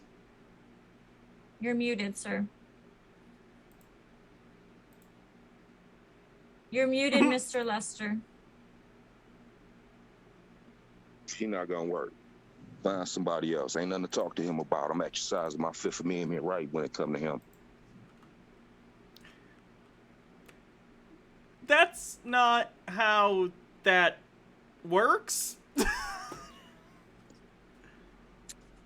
Mr. Are you going to be able to continue to represent him? No, at this time, Your Honor, I believe the communication between myself and Mr. Lester is at an impasse. I will not be able to effectively represent Mr. Lester, and I believe he would be best served by one of my colleagues moving forward at the Public Defender's Office if he can still no longer afford to retain counsel and we stand in as the attorney of record. So I am happy to appoint a different attorney for you, Mr. Lester, but that's it. You can't just keep firing attorneys. But I, even whether if it's paid for or not, I do per law. I should be represented by proper counsel. He ain't And I proper have counsel for appointed me. the Washtenaw County Public Defender's Office to you now twice. And both times you indicated you didn't want to work with those attorneys. Oh my God, this isn't even the first time. This is already the second time he's done No, this. this is the same individual from the last time. It ain't been two people. This is the same individual. It's not two people. It doesn't sound like you had an opportunity. And Mr. Lester, it didn't sound like you even had an opportunity to speak with him before you fired him. Listen, we did have a discussion, and he chose to want to discuss things that didn't have nothing to do with the case. I'm 44 years old. I'm probably older than him, so he not finna talk to me because of my skin color as if I'm a child. Because what? Because this is the norm that he has to deal Hold with on. when he's dealing with other Hold- black men. You're not finna hold talk to on. me like that. I'm different. Hold on. Listen, I'm telling you I'm what not it going is. to have We don't my even have to have no Mr. Crago, discussion do you because you're have a not finna be motion my for the attorney court? anyway. What the Mr. fuck is you Lester, wasting that's time enough. about? Your Honor, at Mr. this- Crago, do you have a motion for the court? I do. I move at this time, for Your Honor, to release me from representing Mr. Lester. And in closing, I believe the communication has broken down to the point where it's irreparable. I asked to be released from representing Mr. Lester moving forward on behalf of the Public Defender's Office.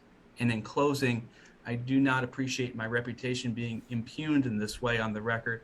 At no point did I treat Mr. Lester with any form of disrespect based upon race, ethnicity, or any other characteristics. If the court does recall, it was due to conduct in terms of wearing hats and how one behaves in a Zoom court setting that I brought to his attention that would advise him that would be more advantageous moving forward to act in a way that is appropriate for a courtroom setting, and he took offense to that. I apologize if he was offended by my advice, but I stand by what I said at our last hearing.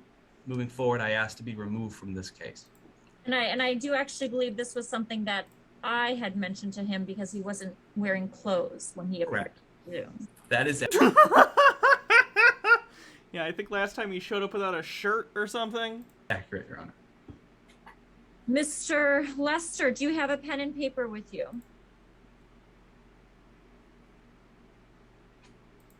That's apparently not uncommon in Zoom courts, according to my friend who I discussed earlier, who's a lawyer. She said that people show up to Zoom court, like, without shirts on and smoking and all sorts of stuff. Mr. Lester, we muted you again because you weren't talking over me. Do you have a pen and paper? I cannot hear you because you are muted again. Mr. Lester, do you have a pen and paper to write down your attorney's name?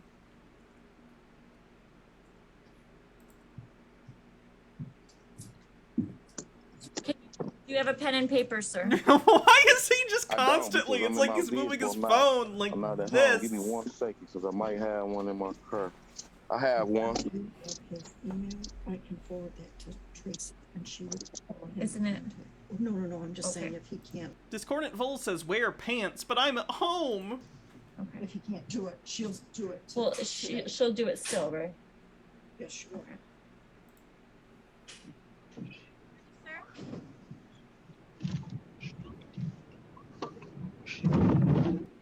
Is he driving? He's definitely in a car. I don't know if he's driving. But he is certainly in a car.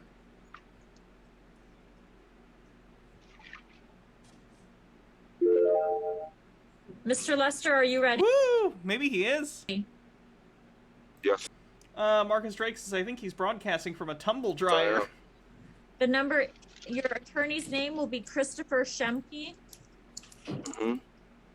Phone number is 734 734 306 306 406 1742. 1742. And you should get an email with his contact information as well, and we will let him know that he has been appointed to your case. Occult Comics with 100 bits says, if this dude drives through McDonald's right now, he will have my undying respect for the sheer audacity of ordering a Big Mac in court. I'm going to adjourn this case to June 14th, 2022 at 10 a.m. Ms. Willenbring, are there any bond That was concerns? yesterday. I wonder how that went. Not at this time. Alina with 100 bits, thank you. Kicks off a hype train as well. Can we get to a level 5 hype train before the stream ends? That would be magical. Your Honor. Bond The stream is going as long as the hype train does. discontinued. So you're all set, Mr. Lester. Make sure that you contact your other attorney before the next court date, okay? I will. Okay. You're all set for today. Thank you, Your Honor. That poor lawyer. That sucks. 22% to level 1. Oh my god, this guy lights up a blunt in court. Rad. Well, good afternoon. You swear or affirm it, which may be Hard. I haven't seen him. I've been waiting for Byler to show up. I've been waiting for a state inspector to show up. Is this a single-family dwelling? Yes, it is. It's a two-family dwelling, sir. There's an apartment on the north side. Yeah. Apartment where? On the north side at 303. Cruelty 1 says bits for hype train. On with the stream. 2.5. It's all a single legal description. Hold on, let me turn my camera off so you guys can see the guy.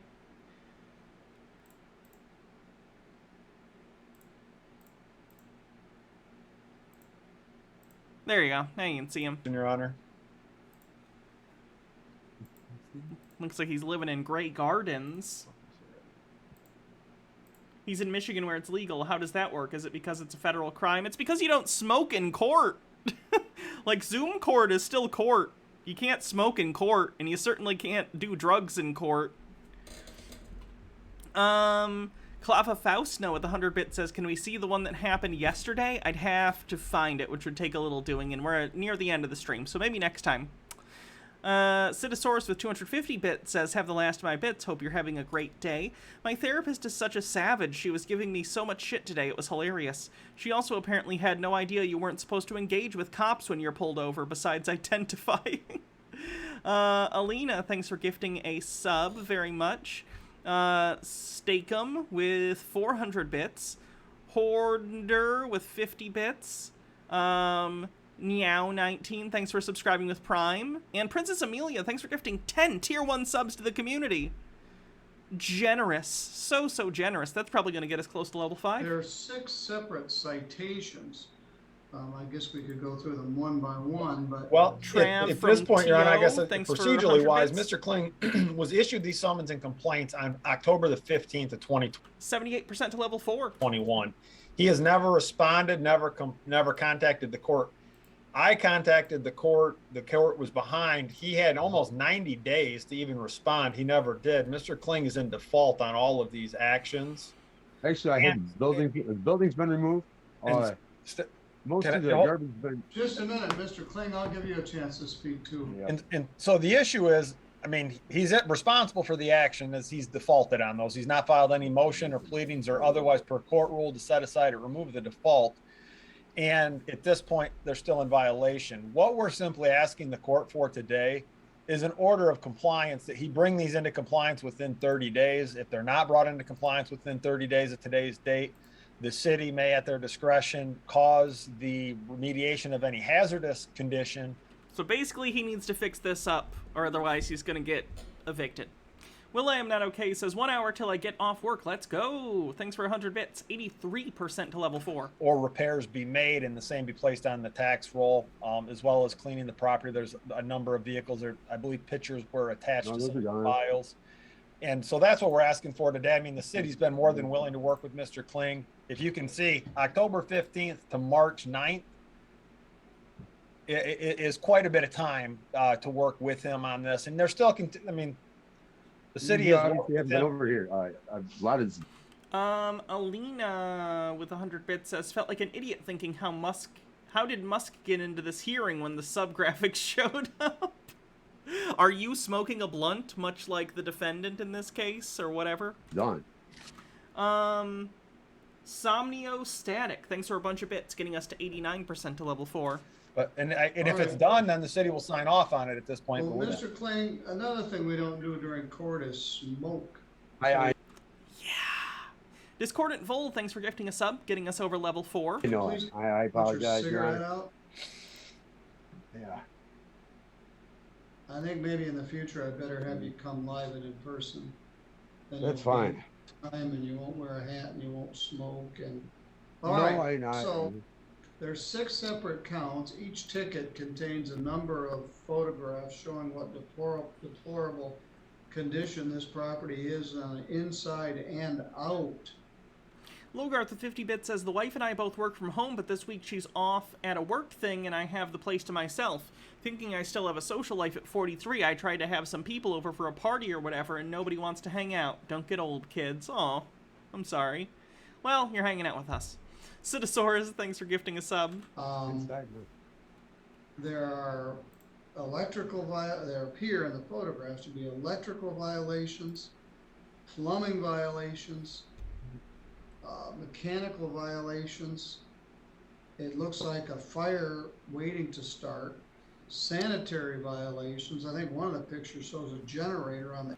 Somnio Static, thanks for some more bits. And Discordant Vol says, the arrow of time pierces us all. Inside of 31% to level 5. House. Filthy bathrooms. The outside looks like Hiroshima after Oof. August 6th. Oh my god. The ground is scorched of any vegetation. There are junk vehicles all over the place. Some may be operative, some may be not. Schmoop B, thanks for 17 months, says, love your stream. It's my comfy place. I'm glad. Those pictures were taken some time ago. So this property didn't get this way overnight. No, I sure Expect didn't. him to accomplish this in 30 days, maybe a bit Well, unrealistic. Your Honor, All right, a lot of Mr. that Clay. stuff's been taken care of. I can tell the court that prior to this action, the city had been in contact with Mr. Kling through Mr. Schweitzer almost a year prior, warning of this type of Wow. action coming I forward. have all this So- shit done, and you just keep going. All right, well, we're going to give you 30 days, and then we'll see what the status of it is. Well, the plumbing's This is not a been real. done. Who That- lives there, Mr. Kling? I do. Just you? Yeah, me and my dog. But can I say anything, or is this just going to be a railroad yes, me? you could- I don't Well, think we I haven't done can. anything yet, but yeah, Well, I'd like I to- know we haven't. Okay, go ahead. What do you want to tell me? All the cars have been removed. Let me see. The building they wanted taken out is out. Most of the yard's cleaned up. My plumbing's finished. All the other bullshit's done. I got railroaded by a bunch of little assholes here in town that fucked up my property and my house. They don't like you to swear in court. 47% to level 5. And I'll go right along with the city. I'm not Kling. thrilled. I am not thrilled. Well, Sit that here makes listening to two- this shit. That makes 2 of us. Mr. Kling. I bet it does. If you curse one more time, I'm going to find you in contempt and order that you be incarcerated. So, Logarth says, also another totally unrelated thing that happened, the bad guys announced their Blu-ray release for 621. If you're a furry, you realize the significance of 621, and of course it's a huge thing. I don't get it, and I haven't seen that movie. we're in a court hearing. Don't drop the Like F-bomb. Don't swear. Yeah, the basic court stuff. Don't swear. Alina says, I like to blame random fairies for property damage too. Stone Corbell, thanks for gifting a sub, getting us to 69% to level 5. Nice. I can understand. If you were here, I would have already had you taken out the back door by the bailiff. This is a court hearing. You're treating it like a discussion over the kitchen table. I have my robe on. This is being recorded. You've been Well, I charged with apologize. multiple You know, offenses. You when wear I a sit and hat. listen- 30 you smoke seconds a left on the hype cigarette, train. You show up late and you're cursing in my courtroom. So let's try to have a little more decorum here. Especially since you're the defendant and you're asking for some consideration from me. Mr. Reed asked for a compliance order that I give you 30 days. 30 days in March Alina, and April thanks is for tough. 500 more bits. What else do you have 86% to with 10 do? seconds left. We're gonna be just short. I gotta go to the Stake dump a couple 'em times. I with got some 400 stuff I more gotta bits take gets us in to yet. 99%. And I got a little bit of electrical left, and that's it. All right. Well, Oh my god, at the last second, Bittergrin gave 1,000 bits, but it was literally like half a second late, I think. I'll count that. That counts. Make some progress. Thank you, Bittergrin, and thank you everyone else for such a strong hype train. I appreciate it. All right, I'm going to give I couldn't do the show without it, so it means a lot. you a little Kingdom Reborn, thanks for 16 months, says, hey. Hey. more than 30 days. Today is, we're going to continue this to April 27th. Mr. Reed, you may submit a compliance order. The defendant is in default. And the one thing I did request in there, Your Honor, I guess I did not address, just asking for judicial convenience that all the cases be joined under one. So they can be done in one order. I can use the same caption, but Yes, that's fine. thank you. And I will do a master compliance order indicating, listing all of the complaint numbers or the court numbers on there. So the court will have that until April Let's 27th. see what he can accomplish by the end of April, and if we get the property in compliance, everybody wins.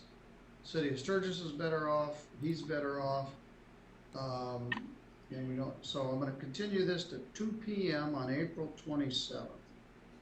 After you. Is that Yeah, Middleton's normally all right. Jimmy. I think he's pretty fair. Anyway, let me turn my camera back on.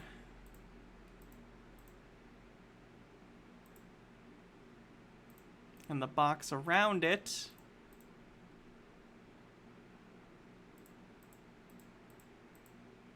If I can find it.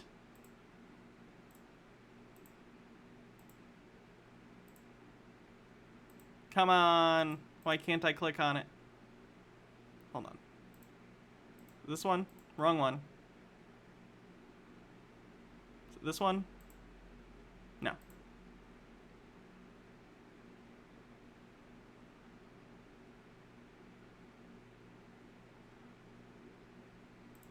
There we go. Alright, let's see who we're gonna raid.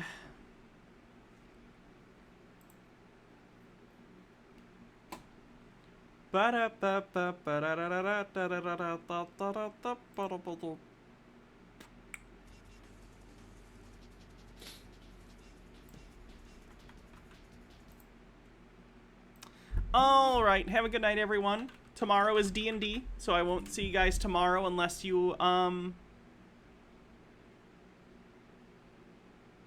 You found the stream from Derek Lester from yesterday? You could send me a link. We've rated Cirrus before, so we could do someone else if you want. I need a link, though. What was I gonna say? Oh, so if you watch D&D on Actual Jake, I'll see you tomorrow. Otherwise, I'll see you Friday. Bum ba dum bum bum. Bum ba dum bum bum bum bum. Bum ba dum bum bum. Bum ba dum bum bum.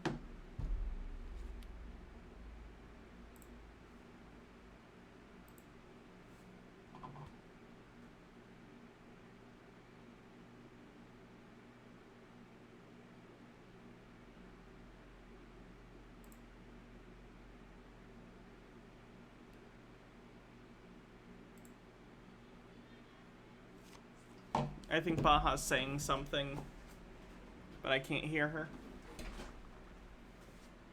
What?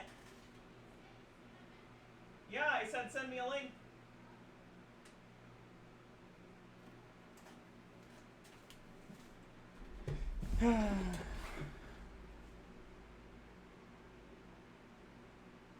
Love you too, Mr. Blast. I'll make note of that for the clerk.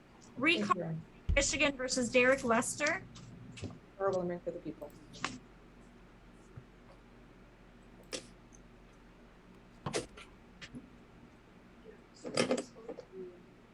Derek Lester.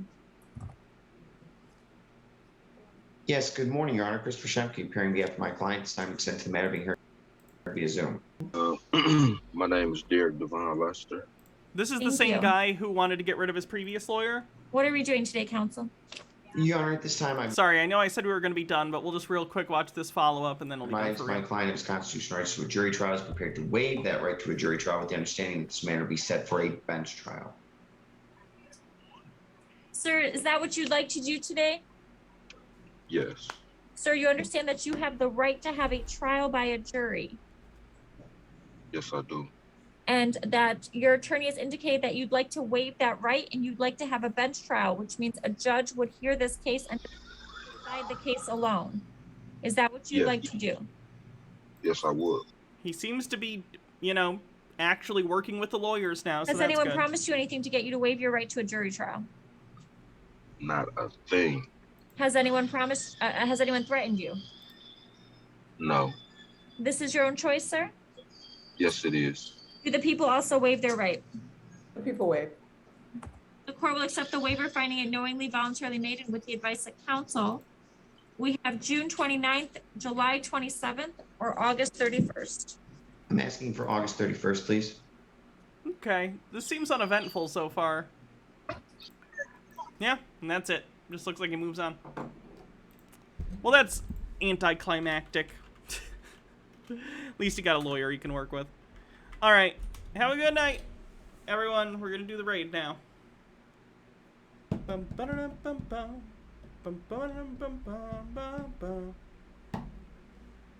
See you guys later. Have a good night.